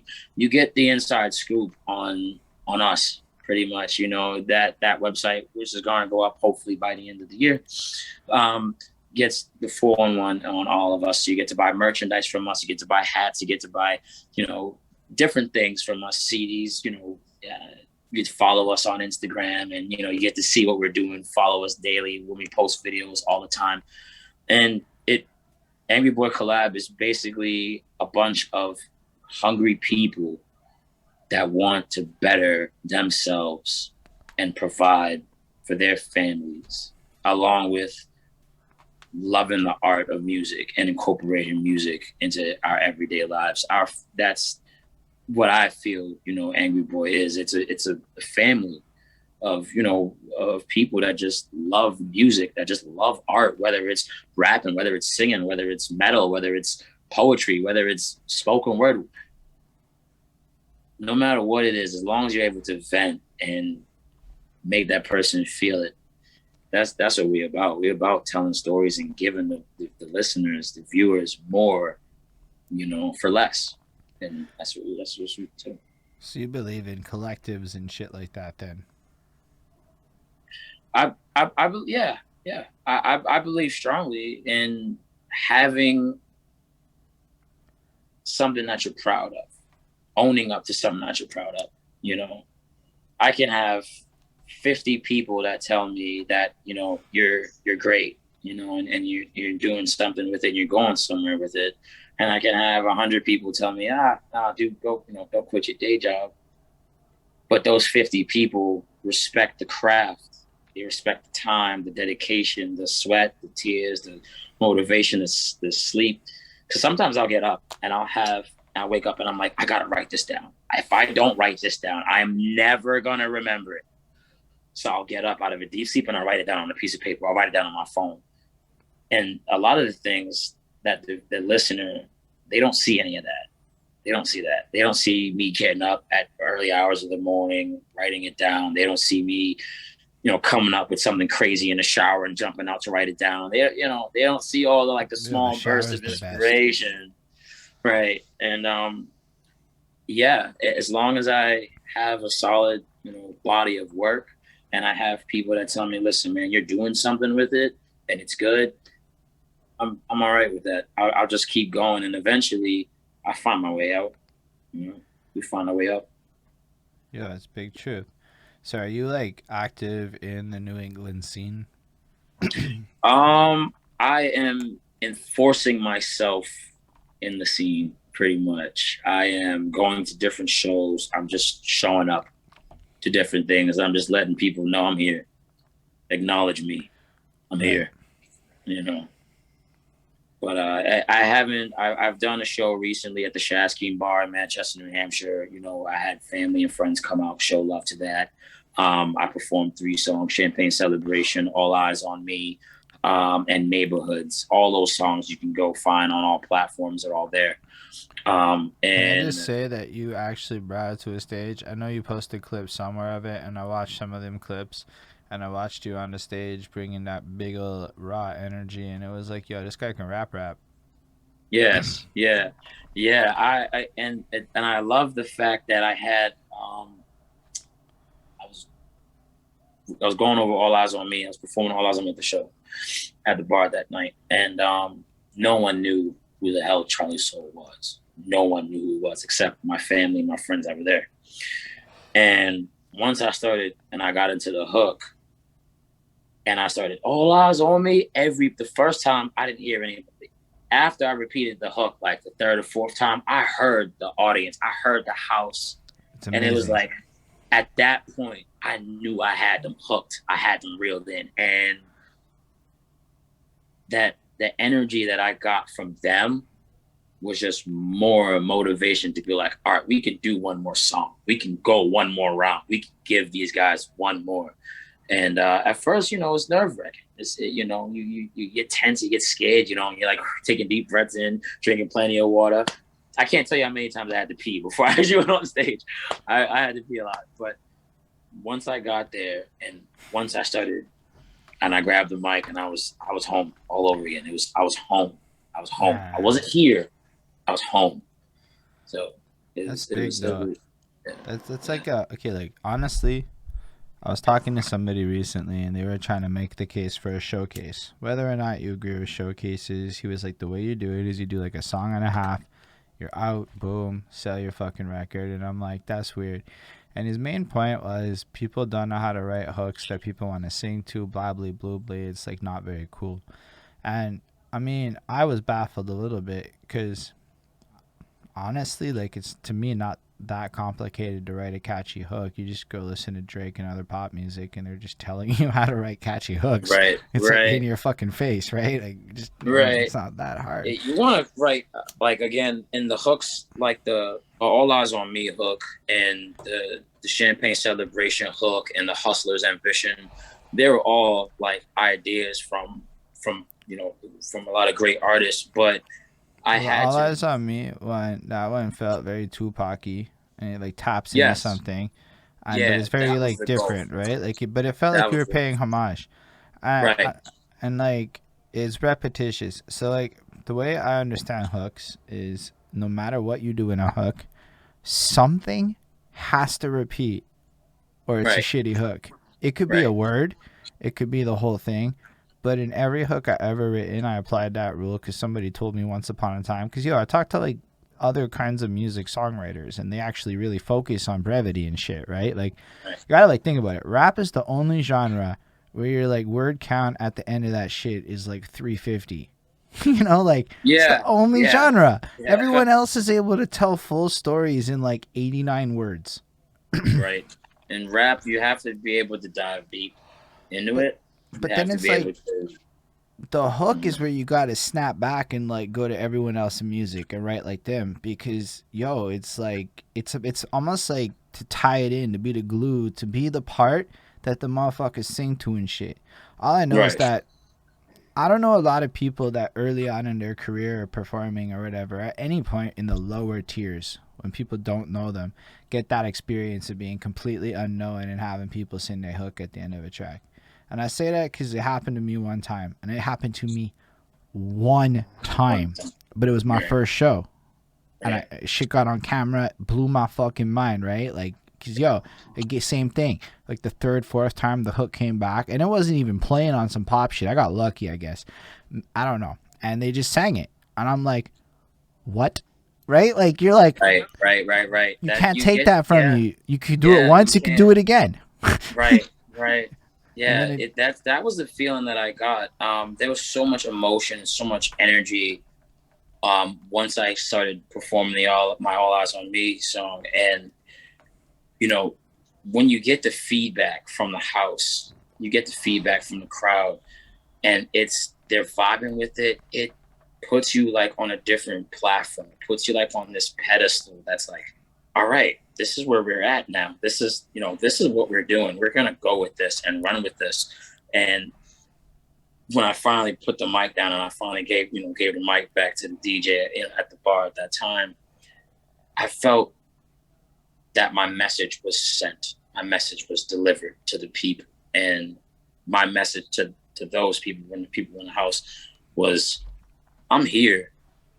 I'm here. I'm not like every rapper. I'm not like every other rapper out there. I'm not the Hamana. I'm not. But if I need to be in order to get your attention, if I need to tell a story to get your attention and hold on to your attention longer than 30 seconds, I'll do it.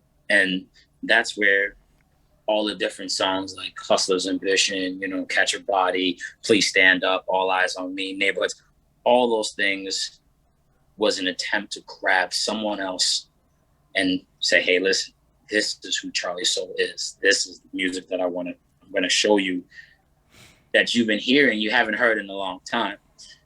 2 songs on the Noise album paid homage to the late and great Tupac Shakur and Biggie Smalls.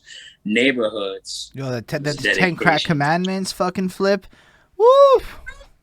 Yeah, the 10 Crack Commandments flip was dope. So I wrote Neighborhoods here in my living room. And I was sitting down and I just smoked a blunt. And I heard that Biggie verse come on, that Biggie hook. I got 100 bricks, 14.5 a piece. And I heard that. And I was like, stop, play that back. And I heard it again. And I was like, wait a minute. There's no way that no one has touched this yet. So I wrote the song. I messaged the guy, bought the instrumental, bought the lease, bought the licensing rights, all that. And when I heard the beat, I was like, yo, if it would be disrespectful to not pay homage to Big after hearing Big go off first. I felt that it was like, if I didn't do that, I'm kind of throwing dirt on his name, coming from a brother from Brooklyn himself, coming from New York, coming from the 90s, that would be this. To me, that was like, I have to do what's right for the culture.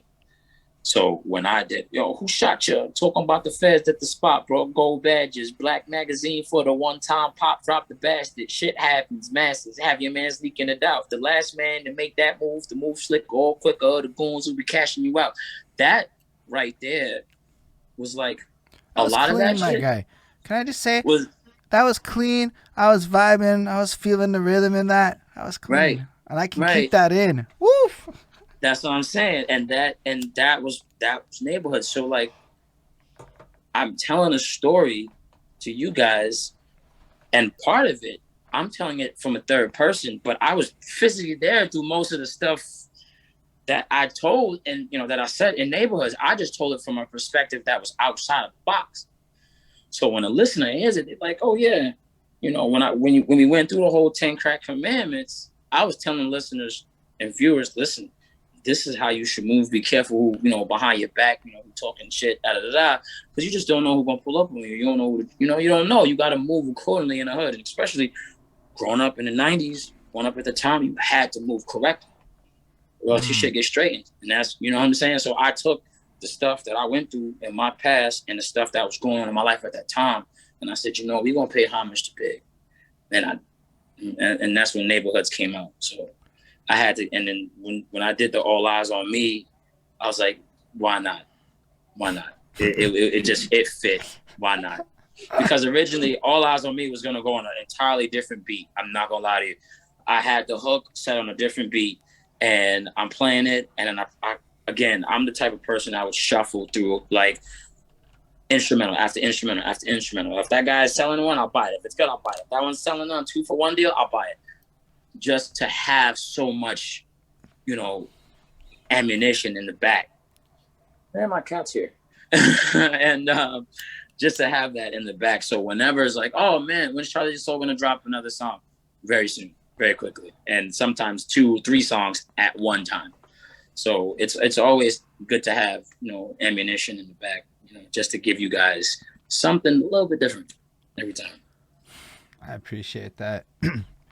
So let me ask you, what is CharliSoul's ideas for how he's going to navigate the future of music marketing with the social medias and all the different tools available to him? CharliSoul has a lot of work to do. CharliSoul has a lot of work to do. You can never, my answer to that is you can never stop. Which means if you have some type of content on Instagram and it's not on Facebook, you're not reaching that audience in Facebook. If you have something on TikTok and it's not on Instagram, you're not reaching the people on Instagram. You have to be everywhere. You have to know how to market and network and just keep going. This is a matter of being hungry. Do you put the same shit on each platform? By all means. Because I'll put mad different shit on different platforms.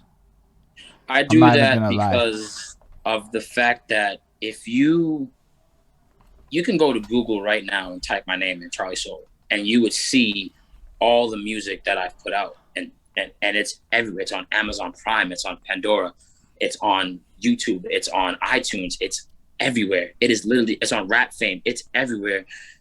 You want to be able to, and this is just from watching videos and reading books and learning and listening to my elders and my mentors, you want to feed and just flood it. Just give the listeners as much stuff, as much content as possible. Am I selling merch? Yeah. Am I putting music out? Yeah. Am I online on YouTube, on TikTok, on Instagram, on Facebook, on this? You have to be. Why? Because say a word. I gotta follow you on TikTok. TikTok _CharliSoul. You can follow me on TikTok. Definitely, I'm there. Instagram _CharliSoul. YouTube CharliSoul. Facebook CharliSoul. Everything CharliSoul, pretty much. Follow me there. I will follow you back because I like spreading love. I like spreading positivity. If you take the time out your day to follow me, why not? I'll follow you back. Yo, what kind of content do you put on the talk, though? Everything, man. I like cat videos. I put a lot of cat videos, a lot of motivational speeches. You just got my girlfriend to actually care about your TikTok by starting with cat videos. Am I even gonna lie? I've had like a lot of cats in my time, and I would make just videos, just inspirational videos about like you being able to do something in your life, and you're gonna hear a lot of people telling you no. And my TikTok is just basically that. It's music and it's just motivational encouragement. To get up. If you fall down, get up. Right? I might jack your motivation idea, and it's a good way because listen, I've had videos that I put up for a day, and I had 5 people like it. I've had no people like it. I've had nobody like it, and it's okay because I put it out there for the universe. If the universe absorbs it, that's fine. I put positive energy into the universe, and you get it back. You get it back. As long as you keep putting it working. I can like co-sign that in my own life with TikTok. I decided I'm gonna make the worst rap of my career on TikTok. Like just bad rap. Not like bad in the sense that I'm like technically improficient, but like bad in the sense that I'll like wake up in the morning and be like, yo, good morning TikTok. I don't know if the coffee's kicked in. This is not hot. There's a squirrel outside and it's fucking with a bear. I don't care. Fuck y'all. If it's just really like the worst rap of my life, in my opinion. And it's like deliberate. And I'm trying to be like kind of not perfectly on beat and stuff. Like I want it to be like garbage. So that if you go from that into my entire ecosystem, you're like, what the fuck? And I want to create that feeling off of the TikTok universe because it's so goofy. But what happened was, a beat maker that is connected to my homeboy who I had started doing TikTok raps with. So it'd be like, yo, Seeb Dread, good morning, this, that. And he started talking about me and we were doing it like that. So it's like, yo, I could be like, yo, CharliSoul, what's good? Have a great day. And then if we Yeah, yeah. started creating that, whatever. So this got attention of a beat maker who started taking my TikToks, downloading them and reposting them with beats under them. And I'm like, say a fucking word. That's dope. Then he put out this like shit where it's me featuring the next guy, and he just took random freestyles. I'm like, what? TikTok is getting awesome. That's wild. But it like really, I have like no hearts, right? Nobody watches my shit. I get 150 views. Nobody cares except for like 3 people. And it's like, but you know what? One of those 3 people turns out to make beats. And then I was in a situation where I couldn't use 4 beats because whatever. And then I'm like, he's like, he had just said, send me acapellas. I'm like, say a word. So then I sent him 4 acapellas for tracks where I just deleted the beat, sent him the whole thing. And then I got a new project coming off of this bullshit TikTok effort, led me to a 4-track project I'm going to be able to put on the Spotify. You know, like this, that not crazy? Exactly, because and that's marketing, that's networking, and that's what I was saying earlier. You're gonna get a lot of people that may not even hear the great content that you put out, but you're gonna get some people that's like, that's pretty dope, and then you take that ball and run with it, and then you run with it, and you keep running, and then eventually someone's gonna see you running, and you're like, all right, I like what he's got, I like where he's going, I like where he's going with that, and then eventually it just opens the door, you know, for bigger and better things, and that's where. Like, for example, you know, I got put on by Obi-Wan, and, you know, and at first I was like, I don't know. I'm not sure. And then I got back into it, and then it just felt like, all right, you were here at one point in your life. You were here at one stage of your life. Why did you leave that stage of your life? Come back to it, and let's get to work. And ever since then, I was like, all right, we working, we here, you know. But yeah, it depends. It depends on how much you want it, and then it depends on how far you're willing to go with that. Because again, you're gonna hear a lot of people that tell you, "No, that's a stupid idea. That's a dumb idea." But if you feel it here, you feel it in your heart, you know it's good, it's genuine, it's pure, and it comes from you. You can forget what they say as long as you know it's straight. But it's also on like a law of attraction tip, right? Like I think like. I stopped asking artists what they think of my shit. I'm like, you know what artists don't do often, with the exception of the Bring the Bars group, which spends an exorbitant amount of money on itself. It's like crazy to me. Like I'm blown away by how much people actually buy each other's music in this group. But the rest of my life is not that. It's like, you know, artists are often like the worst economic people to pitch my music to, and they're pitching their music to me. And I'm like, I'm an album reviewer person. I barely like music in a real way anymore. I have a weird, like, you know, like, I'm comparing you to, like, everything I heard in my life. It's like, I don't know, like, do you want my honesty? No, people don't want that shit. It's this weird, like, circle jerk or, like, what do you think? I'm not saying everyone, but I see this phenomenon play out. And I'm like, but then you start listening to feedback and everybody's contradictory. And it's like, this is crippling. What is the value in 100 opinions that don't agree with each other? So I'm like, I don't know if I trust this. I think the results will speak for itself, right? Over time, you can make moves. And then what happened in your life? Sometimes nobody likes my music, but because I made the music, other things happen. Right. Yeah. And if you count spins as a measure of success, let's say, it's like, nah. But then all of a sudden, it's like, I got a lot of crazy, cool, weird shit happen to me this year, even though nobody really like is consuming my content how I want, which is like, okay, so like, I'm not getting what I want out of it, but like, not fully. I mean, everybody wants everybody to love everything they fucking do. It's just the truth of the shit, you know? But like, but you find like that value in like the opportunities that get created. And I'm like, hold up, my life is like linked up with people. Like there's a lot going on and shit, you know? It's actually pretty dope now. I'm so busy I can barely follow shit. Like this is cool. This is a cool existence. That's when you know that the ball's rolling. And a lot of people, they get afraid, they get scared when the ball starts rolling because they don't know the trajectory, they don't know where it's going, and it's okay to not know where the hell the ball's going. You just know that it's rolling. It's okay to not know, because at the time you went from doing what you were doing at the time, and now you're doing music with a producer and stuff like that. But at the time when the ball first started rolling, you couldn't tell where it was going. You just know that ball was rolling. You knew that things were in motion, plans were going. And, you know, like, for example, I didn't know I was, you know, at one point when you told me, hey, you know, you asked me, hey, you want to do this? I couldn't predict that I was going to do this, have this interview with you guys. I didn't know that at all. But the fact that I kept writing music, I kept putting music out, led me to this day. It led me to the show. It led me to, you know, meet different people, network, follow different people. You know, it led me to that. So yeah, once you get the ball rolling, it's good. But a lot of people hit the panic button because they get afraid of where that ball is going.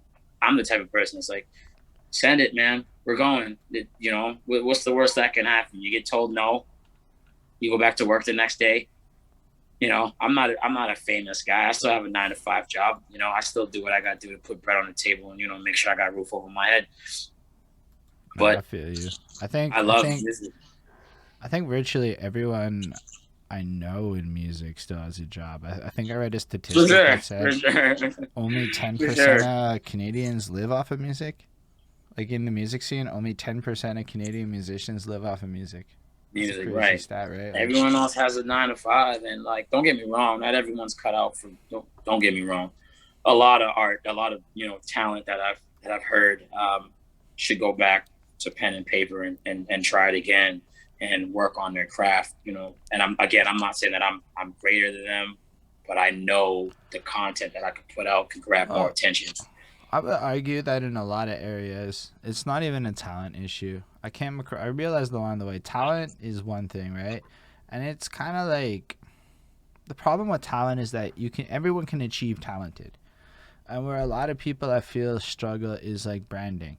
Like take the Angry Man Collective. You were able to describe this with a series of sentences that was able to convey almost a mission statement that described what kind of person would be interested in this group of people, right? That's branding.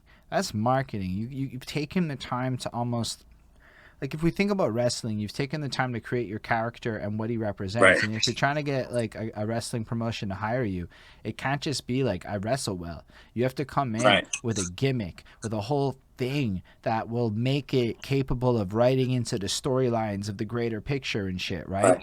And that's where Right. it's like when I listen to the CharliSoul brand, when I look at the way you present yourself, everything about how I see you maneuvering, I feel like you've taken enough time, and even throughout this interview, you have managed to convey a sense of a mission of what your intentions are, your goal, who you're looking to attract. 9 times out of 10, people who are struggling, I find, put like almost no effort into like the marketing, because people along the way confuse marketing and promotion as like unanimous things, and like promotion is just a part of marketing. Right. It's like Right. one It's chapter one of a branch bigger, of marketing. Right. and it's like I mean, to create a brand, you need a mission. It's like Right. rule number one of branding. So it's like, what's the Yeah, you mission? need a If primary goal. Yeah, primary objective. Yeah. and if you can't like describe that, because once you have the mission, everything else is plug and play, right? Right. Like even Right. with your music, it's like if you know what your song's about, the rest of it's just putting the words in the right order or finding the right melody or rhythmic composition to accomplish the mission. I mean, I treat a lot of my songwriting a little bit essay like because it was Mm-hmm. always like similar to the way they taught me to write essays. Like you have a thesis and then you back up your thesis with arguments.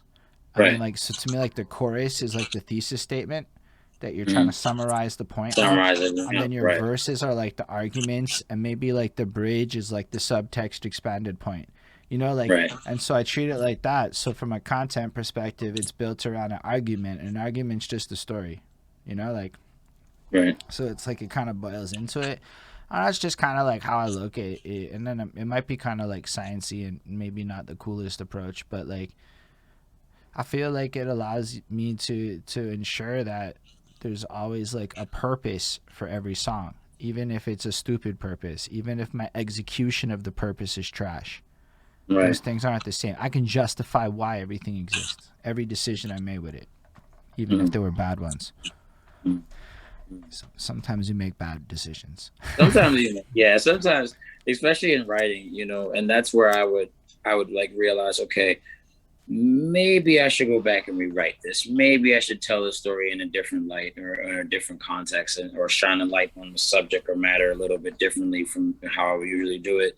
And to me, again, it's about being able to take a complete stranger and put that person behind your eyes. You know what I mean? So they see what you see. They feel the emotion you feel. They understand that, the level of severity that this is, what's going on. And, like, for example, Champagne Celebration, and I'm just comparing two songs. Champagne Celebration was more of like an uplifting song, and getting everybody in that right zone and encouragement.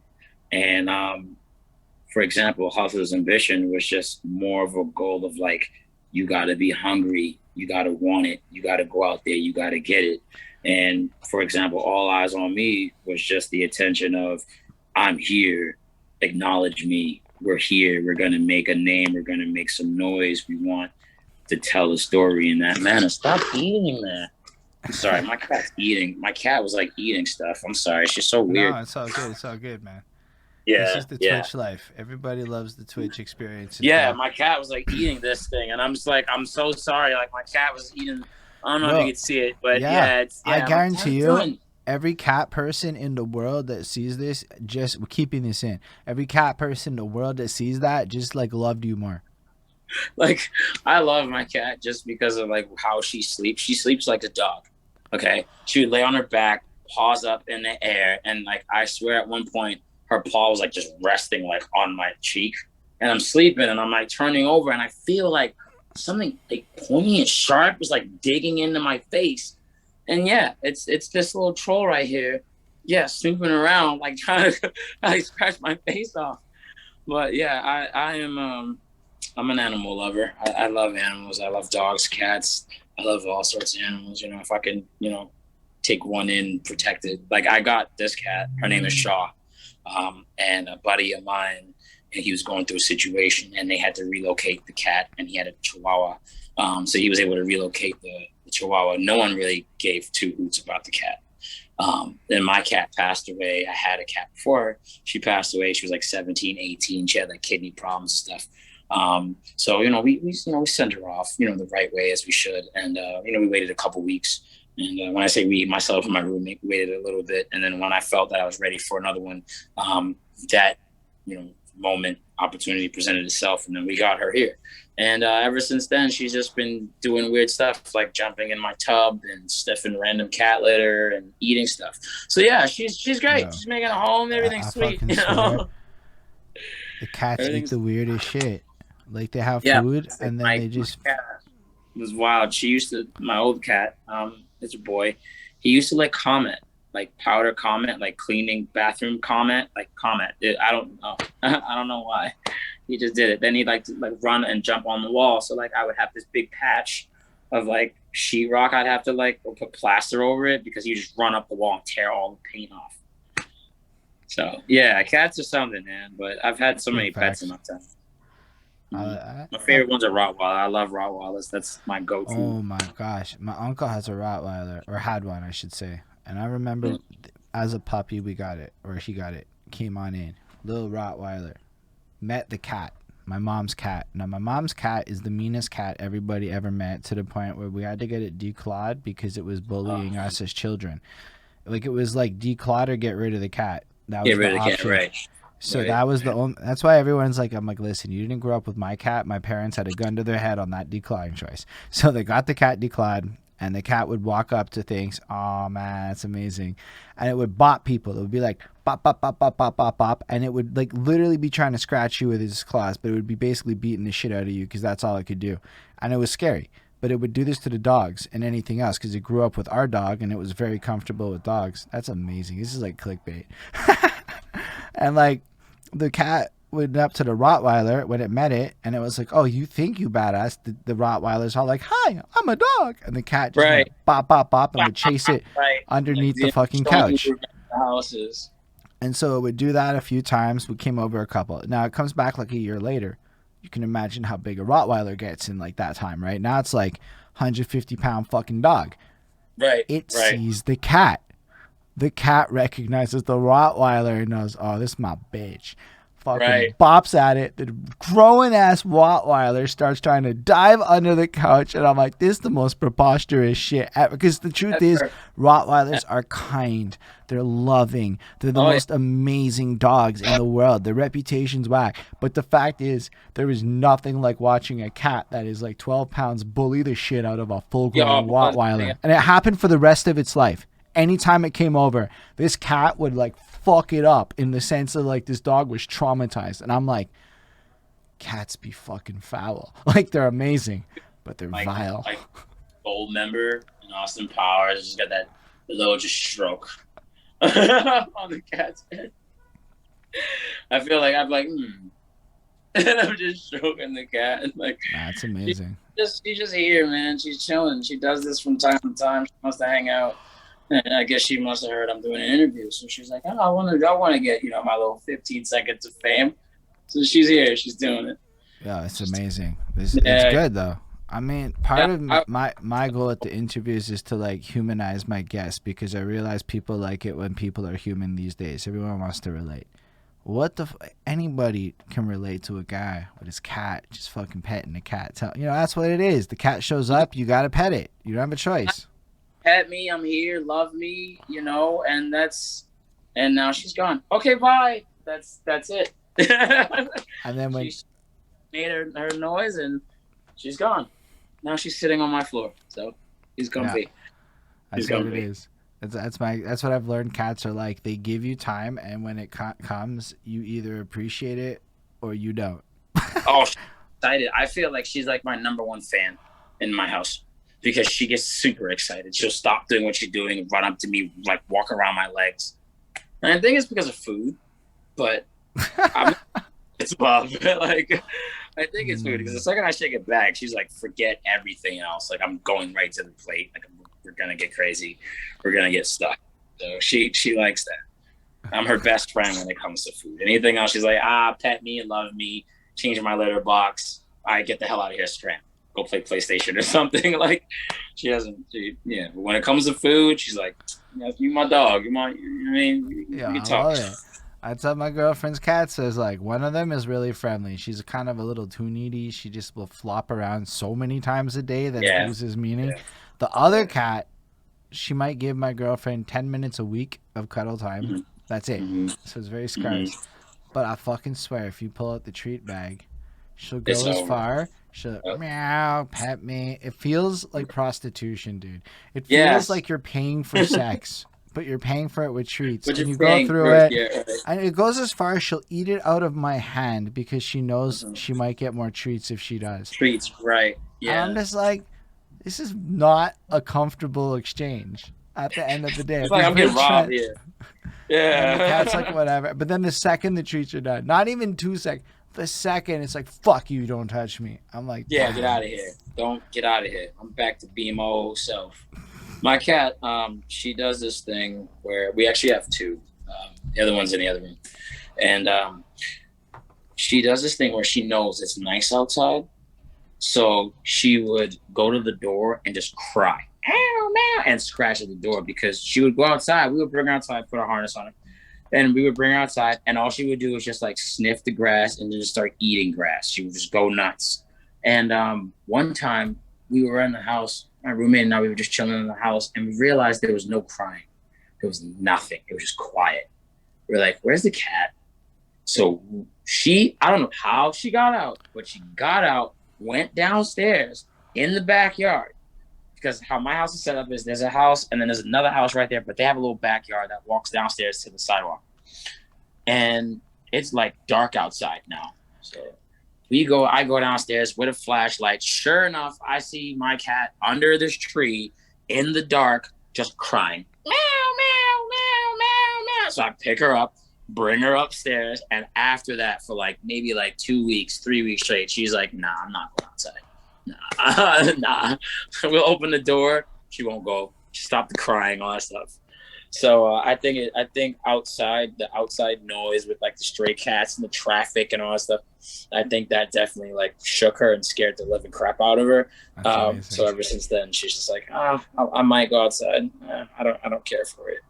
But yeah, they have them on their own, man. Like Yo, Shaw, she likes to drink bathroom water, tub water. I don't know.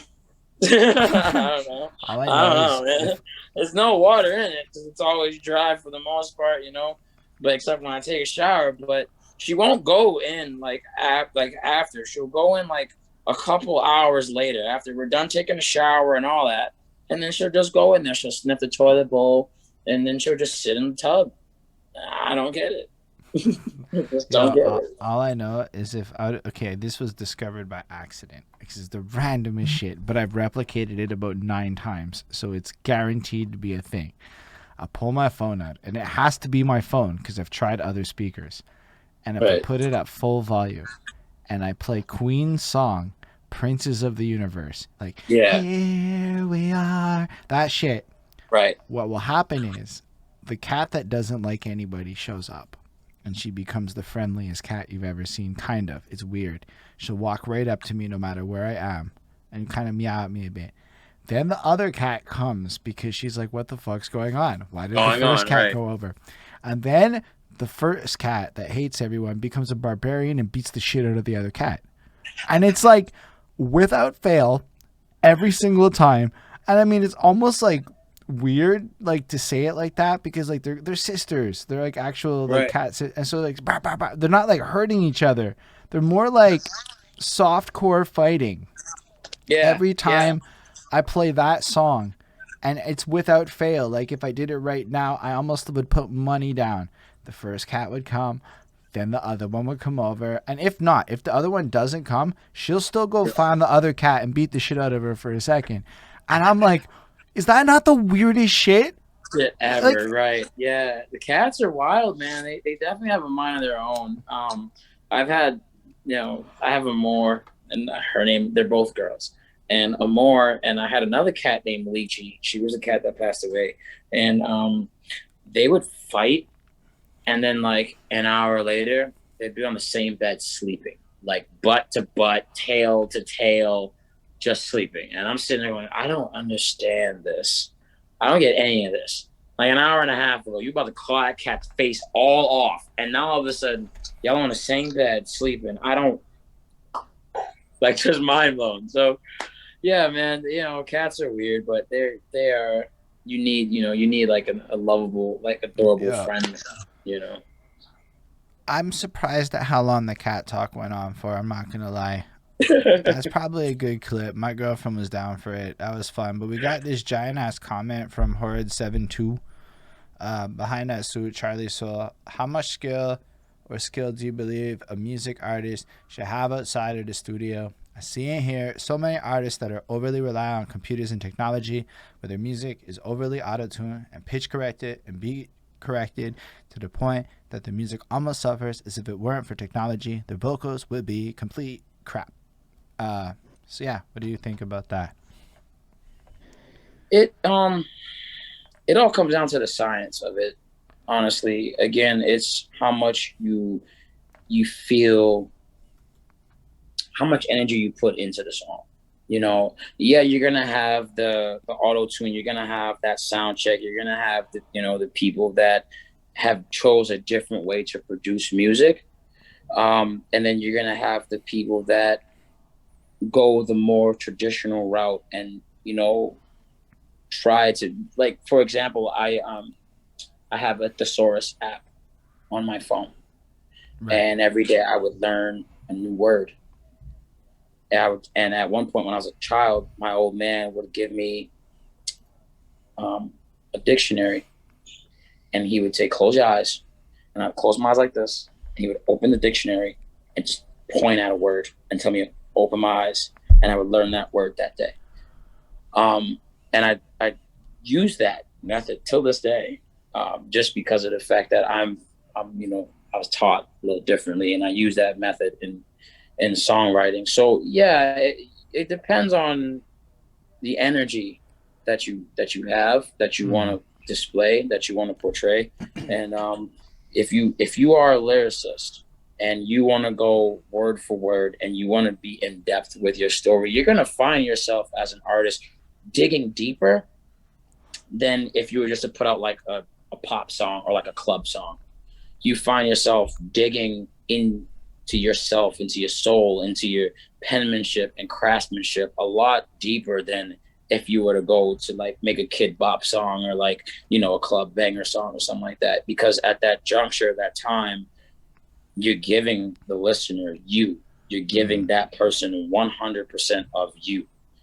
So yeah, you know, the extra sound effects and all of this stuff, that's nice to have. It should be an addition to what you stand for, you know, like for example, and I use a lot of my own songs, but I'm actually going to use someone else's song. You're playing it, Ramel's, Obi-Wan's, stay the real government up. Obi-Wan's Hands Up, Lighters in the Air. That song came about, honestly, he sent me the beat. And he sent me the beat and he didn't know what beat he sent me at all. So I'm like, I sent him back, text him a couple hours. Yeah, it's all set stuff. And I heard, you know, the beat that he sent me, and then I took inspiration from somewhere else, and I got a Swiss Beats type of vibe from the way he was sending me. And from there, I took that energy and I tried to match it, and I tried to give him something like a product that is going to go with the rest of his album. And we didn't have to go through all that extra, like, you know, synchronization. We didn't have to go through all that stuff. It was just pure talent, raw talent, ad libs, us telling the story, getting the crowd, trying to get the audience to get hype for that song. And I think we hit the nail on the head with that. So yeah, it depends on how much you want to go for it. Really. I got a super different answer to that because I feel like we both got asked, but it was fair to like the guest go first. First of all, like y'all skilled, right? Like you guys hit a skill threshold. I would say there is a skill threshold of good. Good is achievable, and you have to get good. This is maybe call it the 10,000 hours, whatever it is. You get to this point that's good. Like you have to be able to do certain things, right? Now, to talk about like the overallness of the corrections and shit, I think it really is relative to goals, expectations, and environment. So check it. I know some cats right now that their whole game plan, and this is because like they started music because of COVID, let's say. Their whole experience doesn't include live shows. It's all internet shit. Right. End of the day, they have plans and they're gonna go do their thing, correct their thing, do whatever they want to do, follow whatever trend they want to follow. And their whole plan is to make bank off of almost, we'll call it algorithmic sounds, whatever. But they're doing their thing and they're building their buzz. But they're also communitying up and rolling in groups and they're playing the game in a certain way. But their plan doesn't involve live shows. It involves more video content centric approaches. So if that is your plan and you plan on going a 10-year run without even caring if you perform or not because you know you can play social media and it's working, then in regards to skill, it becomes less relevant in package and presentation because the game is different. You can still have substance, but skill becomes less relevant. It's more about execution of vision. Now, if I'm going to go to a park with a bunch of rappers rapping, I best be able to bring it. Because I'm putting myself into an environment upon which skill becomes relevant. Or if I want to position myself in a way where I'm choosing to go down the paths of life, where it's a live show, well, fuck, you best be able to perform at a live show with some skill because that's like the job, right?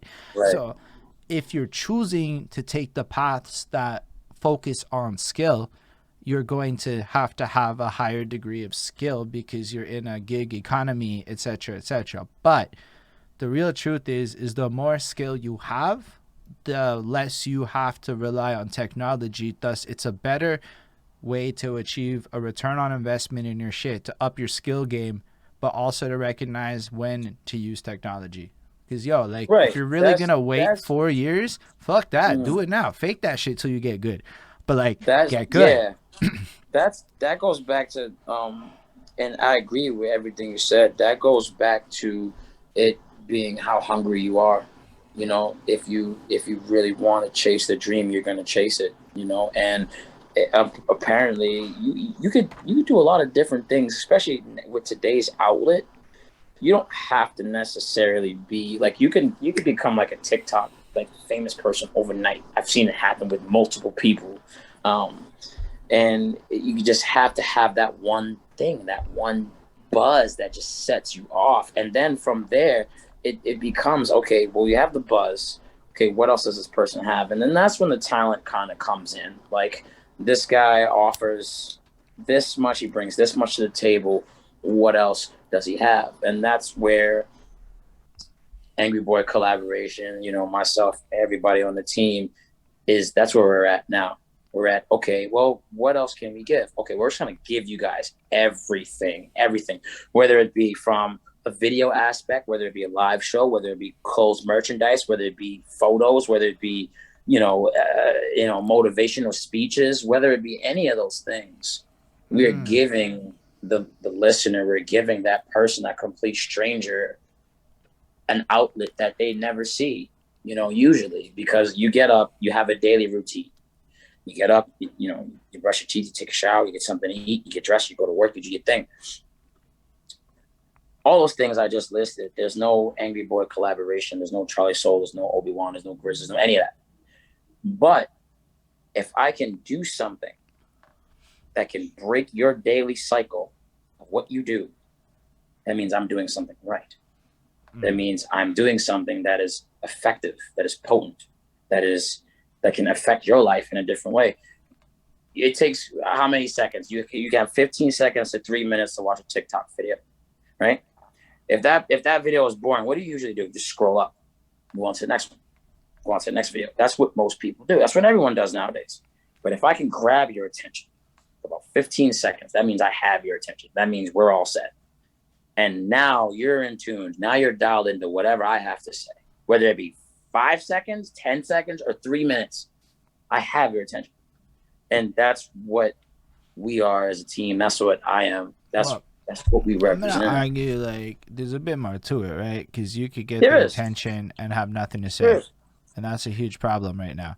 That's where it's almost like in the world of TikTok. You could argue that the attention grabbing gimmicks are the equivalent of like auto tune in TikTok land. So like, yeah, you can shake your titties, but like, what else you bring to the table? Because trust, there's like 18 other chicks that shake their titties to the exact same fucking audio. Right. I liked all of it, but I didn't actually hit the follow on any of you. Right. Like, Exactly. Like it's like that's not enough, But it brought me to like an idea back to that same point. So back to skill. Cool. You could rap real good. You could do all the rapidy raps. You could make all the best songs. You could sing your ass off.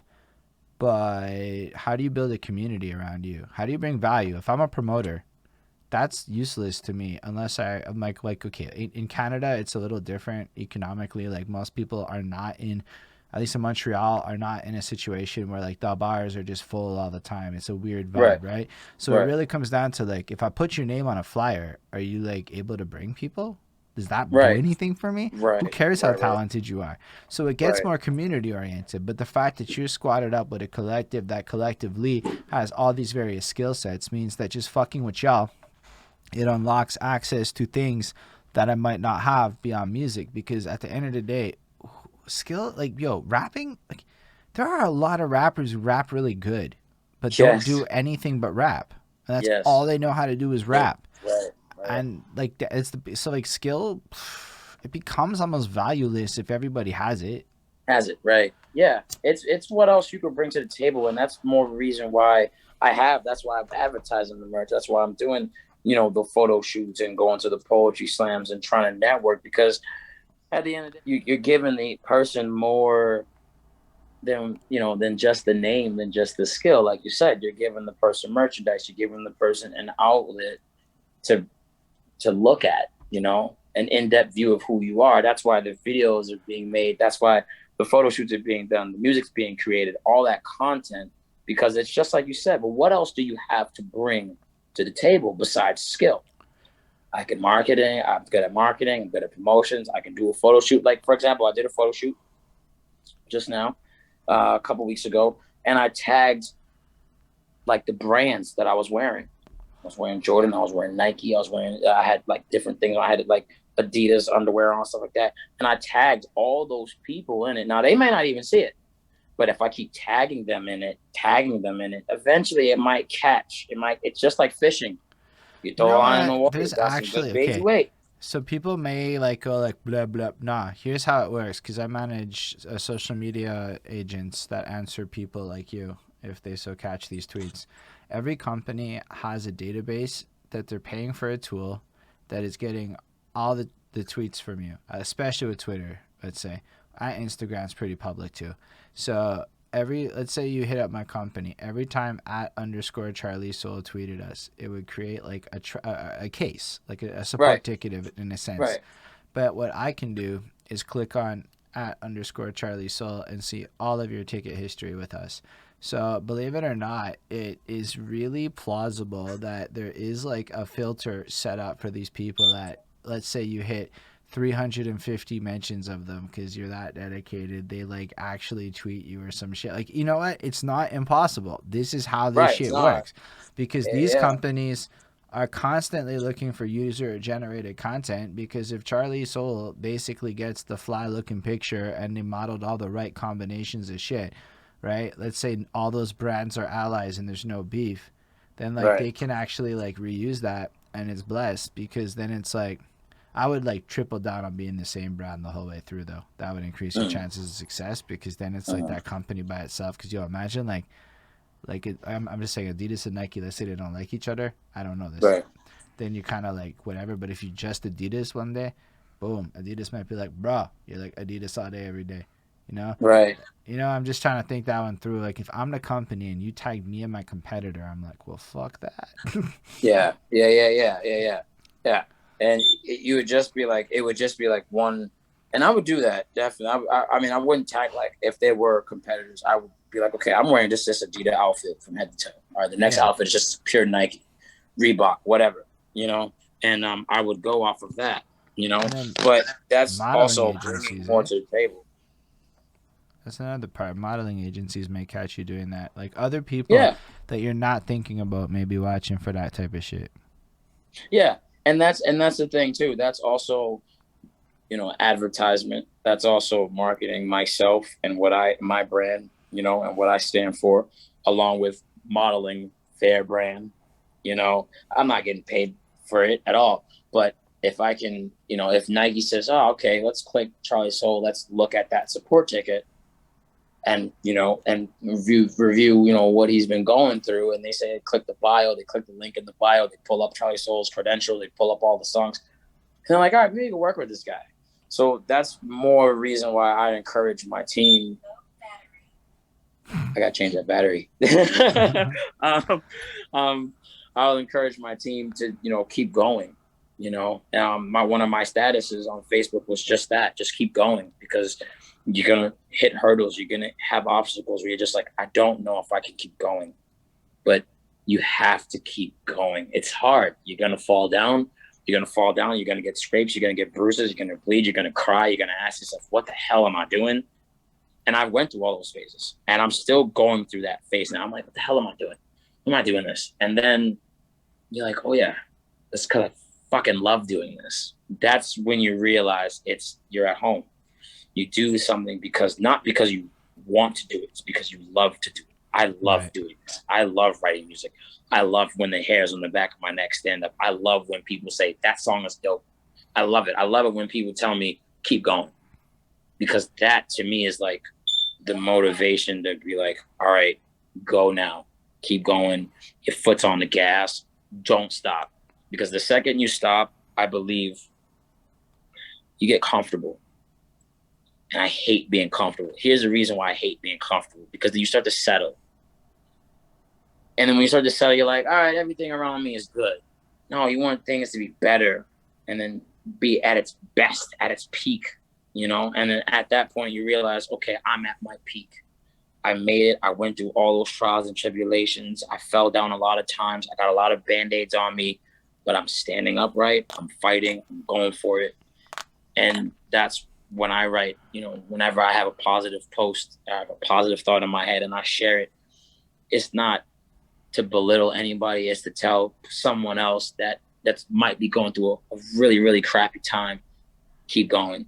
don't stop. If you are an MC, if you're an artist, if you're a singer, if you're an artist, if you're a poet, if you're whatever, keep going. Don't stop. Because you're going to hear people say, yeah, you suck. I've heard a lot of that. I've heard a lot of people tell me, yo, your bars are trash. You suck, period. And it hurt like hell. But I'm still here. I put 11 songs out. I'm blessed to be doing an interview with you. So apparently I'm doing something right. So that's why I say, keep going. Keep going.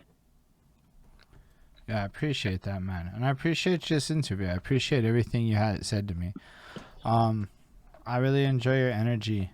I like the way that you put yourself into the world and how humble you are with it. But yeah, I can't say there's anything you said that I disagree with fundamentally. You roll with this all super well.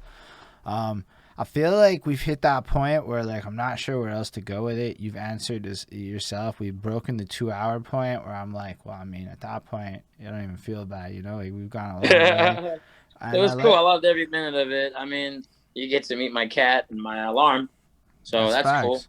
And I'm really excited to see what you do next, to see what y'all work with. I mean, I like the fact that you're collaborative enough to recognize the value of that, and that you just keep focusing on the people around you. Like a good part of your story was that there were other people that were not you.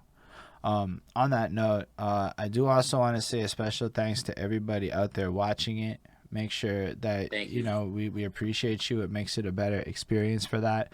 Also, all of y'all watching in the future, it's also really cool that you did that. So thank you. Make sure to subscribe, like, follow, comment wherever there are all the different things you can do. Yes, I definitely followed.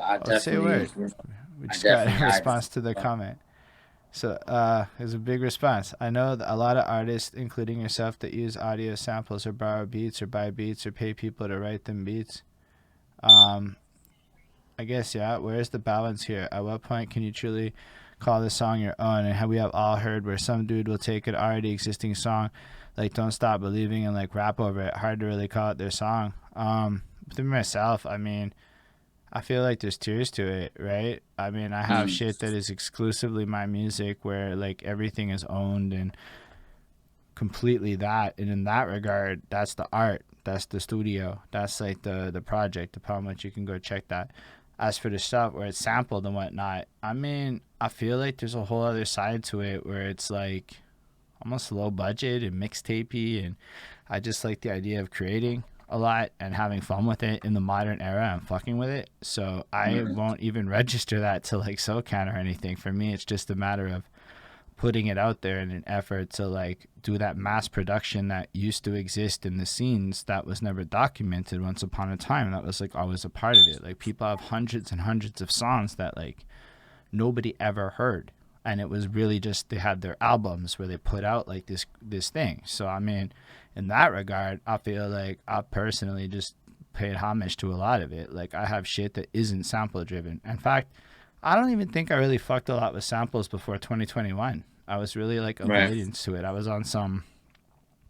I have to own everything. Everything has to be authentic. I have to take it back. There's a few things in my past that I didn't ask questions about that I know for a fact now are samples. But back then it was ignorance and I didn't realize it, and I thought it was like proper, but I didn't ask questions. So if we go back to like my old shit, it's possible. But like pretty much the 2 or 3 albums, like the 2 albums I've done proper, like I went into like making sure it was all authentic.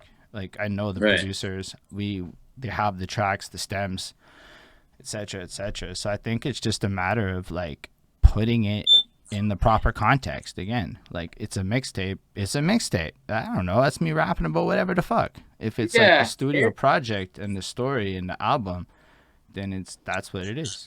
I don't know if that makes sense. Oh yeah, for me, it's as an artist that is slowly growing and fan base which is slowly growing. I had the opportunity to write music pretty much wherever and whenever I please, whether it be. Sorry, so go on. I didn't mean to cut you off. No, it's okay. So like doing different sound checks and like taking a sample from here and doing that. I mean, I pay homage and I give props to all the producers that I bought beats from, and I make sure that I give them that that level of respect in the beginning of the song, or if not in the middle, or if not the end.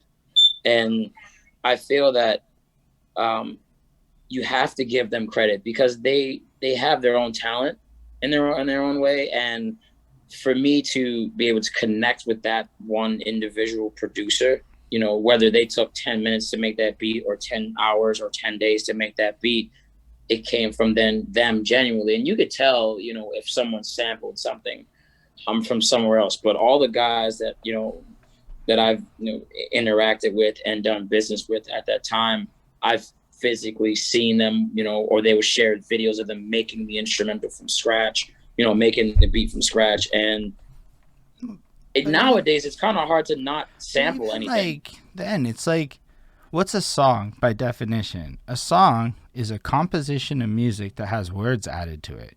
If you're in a band, the song, like there's guys who play bass, who play drums, and there's a guy who like sings over it. Like, in what universe is the person who like raps over a beat that they paid for like any less of an artist? It's like literally, if you register the work, right? I register myself as the author, and my beat maker's the composer, because there's two fucking credits. Like, yeah.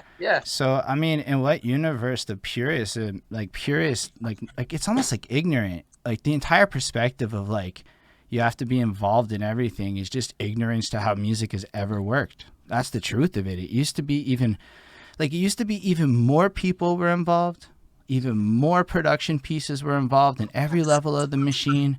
Like bands used to be 17 times as big as they were. Like, I mean, like, it's like saying that like a songwriter in like a band is like less of an artist because he doesn't play guitar. You know, like it's fucking whack to me. Like it's such a weird perspective. Just because you said including myself, I'm like, fine, sure, but like, I don't know. I'm confused by the devaluing of like taking a song with samples and rapping on that, and somehow being less of an artist when that's like the golden era of hip hop. Right. It's a lot of, you know, you have originality, and then you could tell the difference between originality and people that just like songbite and soundbite, and you know. And it comes down to the penmanship. It comes down to, you know, how hungry you are to create content that's different, you know, from everybody else. And that's where I find myself, like, I put myself on that pedestal because of the fact that I want to give the viewers different content and in order to do that, you have to be able to branch out and kind of break out of your element from where you usually are. So yeah, there's a fine line between like soundbiting and creating your own content, and at the same time, it's you want the overall objective to be the same. You want the goal to be the same. You want that to reach the listener. You want that to reach the viewer. And now some people are going to say, "Oh, the creativity process is different."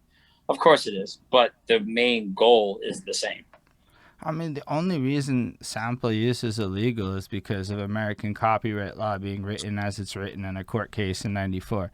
Like, oh man, there's so many sides to that conversation. There is. Like, that's a whole separate interview. It's like, then you're going back into like, is hip hop even a legitimate genre of music with the base argument? It's like, nah, man. It's like, bro, that's like saying, does like guys like Dean Martin who would just do fucking cover songs and shit, are they less of fucking musicians because they had giant bands and other songwriters and shit? Like, you know, like there's so many angles to this side of the debate that only make sense if you're like one type of person. And I'm like, nah, I'm not really like that. I don't really see it like that. End of the day, shit's like people fucks with you or they don't. Depending on what you do. How does it like every one of my favorite rappers has like 100 mixtape songs on industry beats? You know, like all of them. Like the whole history of music is laced with like this, like, or take like Deep South fucking cuts where they would like jack each other's fucking lines and make entire tracks sampling each other. Like it's just there's entire cultures of shit that just like, or what about rhythms in Jamaica where like the same rapper or singer will be brought to multiple people to make different versions of the track for each DJ. Like, there's so many sides to musical culture if you go international with it that like any kind of well, what if this is the right way to do it? It's just ignorance. It's ignorance No, to yeah, of like course, your of course, localized of course. perspective of what's good or bad music. And Right. honestly, it's not helpful in a globalized market where everybody on YouTube learning how to do everything. It comes with again, you take that with a grain of salt, because it depends on, you can watch the information. You can watch it right in front of your face. Can you retain the information? That's the first thing. The second thing is, if you can retain the information, how much of the information you actually going to use in your everyday life? Well, And I then guess the I third meant it question more is, like from a tutorial perspective. yeah, I yeah, mean, you so take like, that information, run with it, and so then you like see how far you go with it. you could like decide to become a sound engineer tomorrow based on fucking YouTube tutorials. Like, yo, the world is not Right, what it was. Like, what are the right, of rules? course. I don't know. But the gatekeeping, it's like $4.5 million to put your song on the radio, whereas once it was $50K. Like, there are so Right, many factors in this game that are like, yo, get the fuck out of here with the purest shit. right, It's like, if you can right, find a right, way to right. make a bag in this shit, get your bag. Get your bag. Yeah, yeah, Everything that's else it, is and just that's really fucking what it is nonsense. nowadays. And I think, to add to that, a lot of people are, oh, let's just get to the bag. Let's get to the bag. Let's get to the bag. But if the content that you put out is getting you to the bag, that's great. But if I don't like it, I'm not going to listen to it. That's You fair know what too. I mean? And, Super fair. You don't have to Right. like my music. You Right. don't have to like Exactly. anything I do, and Exactly. that's also Exactly. acceptable. Right. I don't know why That's why I everybody say, if has you're to going to get like to the everybody. bag, you get to the bag, that's on you. I'm proud of you. You got to the bag, you're getting your money, you're doing your thing. So, there's a lot of people that say, okay, I don't really like your music so much and stuff like that. And I say, okay, that's fine. I respect it. Thank you. But I'm going to keep doing what I got to do to get to the bag. And, and I'm going to have a couple, friends I meet along the way, a couple, naysayers along the way. And that's in everything. That's in everything. Whether you're a rapper, whether you're a singer, whether you're a doctor, you're a lawyer, you're going to have someone that's going to tell you, you can't do it. Don't do that. You're going to have the people that's going to tell you. And then you take that negativity and say, okay, well, shove it. And I'm going to go do what I want to do and do it to my best ability. And for the people that jump on the bandwagon, love it. For the people that tell me no, I still love it, because it took them, I still got their attention, because it took time out of their day for them to tell me, no, I don't like this. That's facts. So it's like, hey, I got your attention for a brief second. I got it. And that was the main goal. So, you take the good with the bad, and you take the lessons as they come, and you're going to have the people that tell you, oh, well, you suck. Yeah, well, try something else. Don't quit your day job, go back to work, and then you're going to have the people that tell you, okay, this is what you got. This is, where you're going. And that's when I was telling you earlier about the ball rolling. Some people get afraid. They don't know where it's going to go. So they stop. They abort ship. They say, screw it, I'm afraid.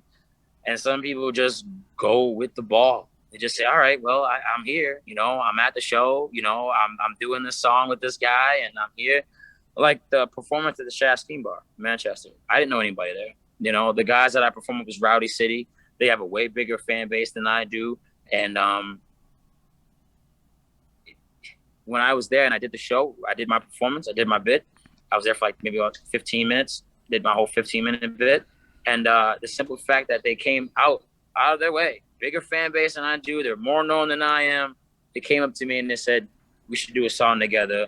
Let's trade information. I'll follow you on the gram, blah, blah, blah. Now, mind you, I never met these people a day in my life. Never met them. Didn't hear about their music until like a month and a half ago. And I'm pretty sure they never heard of me. And from that day forward, had it not been, I mustered up the courage to go and, and spit 16 bars, a couple weeks before, I probably would have never had the opportunity to do that show, to be here, to do this interview with you guys. So the ball was rolling, and I was afraid. I was scared like hell where it was going, but I let it roll. I didn't stop it. I didn't abort ship. I didn't get scared. So you live on that, you live on that thrill. You live on that, you live on that rush, Yeah. And after that, once you know where you're going, it's beautiful. It's beautiful. I appreciate that. And I even like the comment. I mean, it's a legitimate question. I answered super fucking passionately, because there's certain things I'm not like fond of. I know a lot of people who I find want to subscribe to a right way to do things, and I might even be guilty of it. You know, sometimes I feel like there's the right way to do things, but it's like, I don't know, like, who made any of these rules? That's the part where I get really Right. confused. I don't know who Right. made any of these rules. I know there are legal frameworks, and if you follow the legal Right. frameworks, yeah, I ate. But like, the rest of it's just, I don't know. It's It's baffling in me, the man. air, yeah. It's like bro code. You know, there's like girl code, there's bro code. It's just things that you know, that you should do, and the things you just don't do, you know, and that's just like growing up in the hood, you know, there's certain places you shouldn't walk, certain moves you shouldn't make, certain business you shouldn't deal with certain people, and you go about it, and that's the same thing. Like, you're gonna have, artists and people that come for a reason and some for a season. You know, some people, they stay in your life, you know, and some people come and go. And, you know, the people that stay in your life, you absorb the energy that you can and implement it into your life, you know, because, for example, you hang out with people that give you the same energy that you like, positive energy, uplifting, spiritual energy. You're not going to hang around a person that's like, oh man, let's just go do math all day. No, like, you're not going to want to hang out with that type of influence. And I just use that as an example. But, you know, you want that type of energy because you want to better yourself as an individual. You know, you want to better yourself as a person, and learning those life lessons as you go. You learn who to mess with. You learn who's real. You learn who's fake. You know, you learn who to mess with, and that goes back to everything in life. Whether it's your job, whether it's music, whether it's, you know, your everyday living. You know what to do. You know what not to do, and it's not spoken. It's just, you know. It's just already implemented, what you should and what you shouldn't do. You know? Yeah. And that's when in music you pay homage to the people that helped you get to where you at. Because had it not been for them, you wouldn't be, you know, where you at. You know? That's facts. I don't know. All I know is that if I were to ask my beat maker if he wanted to make me beats for free, he'd ask me how he's gonna eat, and that's why I pay him for beats. And that's where that's another thing too. Like, you're not only just paying homage to that person, you're giving them a source of income. You Yeah, know, like, I bought over 10 beats. I spent over $500, $600, $700 in just like my instrumentals, main just beats. guy, I just give him money a month, every month. He's Right. gotten money from me every year for like 2.5, 3 years. It's just he gets money from me. Like, he's just, Right. even if we don't do anything that month, I don't know. Promise I'm gonna owe him it one day. Right. Just pay it now. Pay it Yeah, early for I once, take you care know. of the people And that it's take care of like, me. I don't know. That's how famous people do it. They acquire income and they pay every resource on their team, and as a result, they pay hundreds of people to create the enterprise that is them. Like, there's almost like no, like, there's so few opportunities in life where like 11 people who are able to just do shit for free and collaborate can just do, like, it's so rare, and it hasn't happened for me. So I'm like, I'm gonna run shit how I can and run it the way You I run can. it. Yeah. There was an interview, rest in peace, Pop Smoke. There was an interview that he had, and he was talking about why his circles are very small. He's like, I fuck with a lot, you know, with very little people, and whenever he's in the booth, like, he had the majority of his album, majority of his, you know, his lyrics and his songs, it was just him. There's no feature. A lot of them was just him, and the lesson in that was that you fuck with the people that want to fuck with you. You mess with people that want to mess with you. You hang out with the people that want to hang out with you, or else you by yourself majority of the time. You're a one-man show majority of the time, and you only incorporate yourself with the people that want to be around you. You know, they enjoy it. Hey, the light came on. they they enjoy the energy that you give them. So, you know, you hear the people that's like, oh man, good job, you know, and that's what you want, because who would want like negative energy around them? You wouldn't want that. You want to be in an ecosystem, an environment where you are uplifting other people and you're uplifting yourself, and other people see that. You know, the people outside your circle, they see that. So they say, okay, man, I like this guy. I like the character he is. I like the image he's portraying. I like what he stands for. And that's pretty much, you know, me. That's what my goal is. Be the golden standard. You know, you're gonna have a lot of days where you have a lot of knives in your back. You're cut. You're beaten up. You're bruised. You're tired. You're broken. You're exhausted. You're frustrated. You're pissed. The list goes on and on. But you keep going. You just keep going. You keep going. Like all those athletes that go to the Olympics, they don't wake up. They're not fucking Olympians when they're born. They practice. They go through trial, tribulation, break bones. They've been studying their craft for years. You get to that point where it's like, you know who you are, what you stand for, what you believe in, and then you just start chasing that goal. And that's where, you know, that's where I'm at with music. Music is the reason why I'm here. You know, it's the reason why I'm alive today. Right. No, I appreciate that. Anyway, thank you again for coming, man. I love all your answers. Thank you for inviting me, brother. It was super great to have you here. And again, I appreciate everybody watching. I appreciate everyone there. And yeah. Thank you guys. Love you guys so much. Links will be in the description of the video in the future, so you don't have to worry about that. But it's @ CharliSoul on everything. And yo, again, appreciate y'all coming. Live long and prosper, everybody. Live long, my brother. You got it.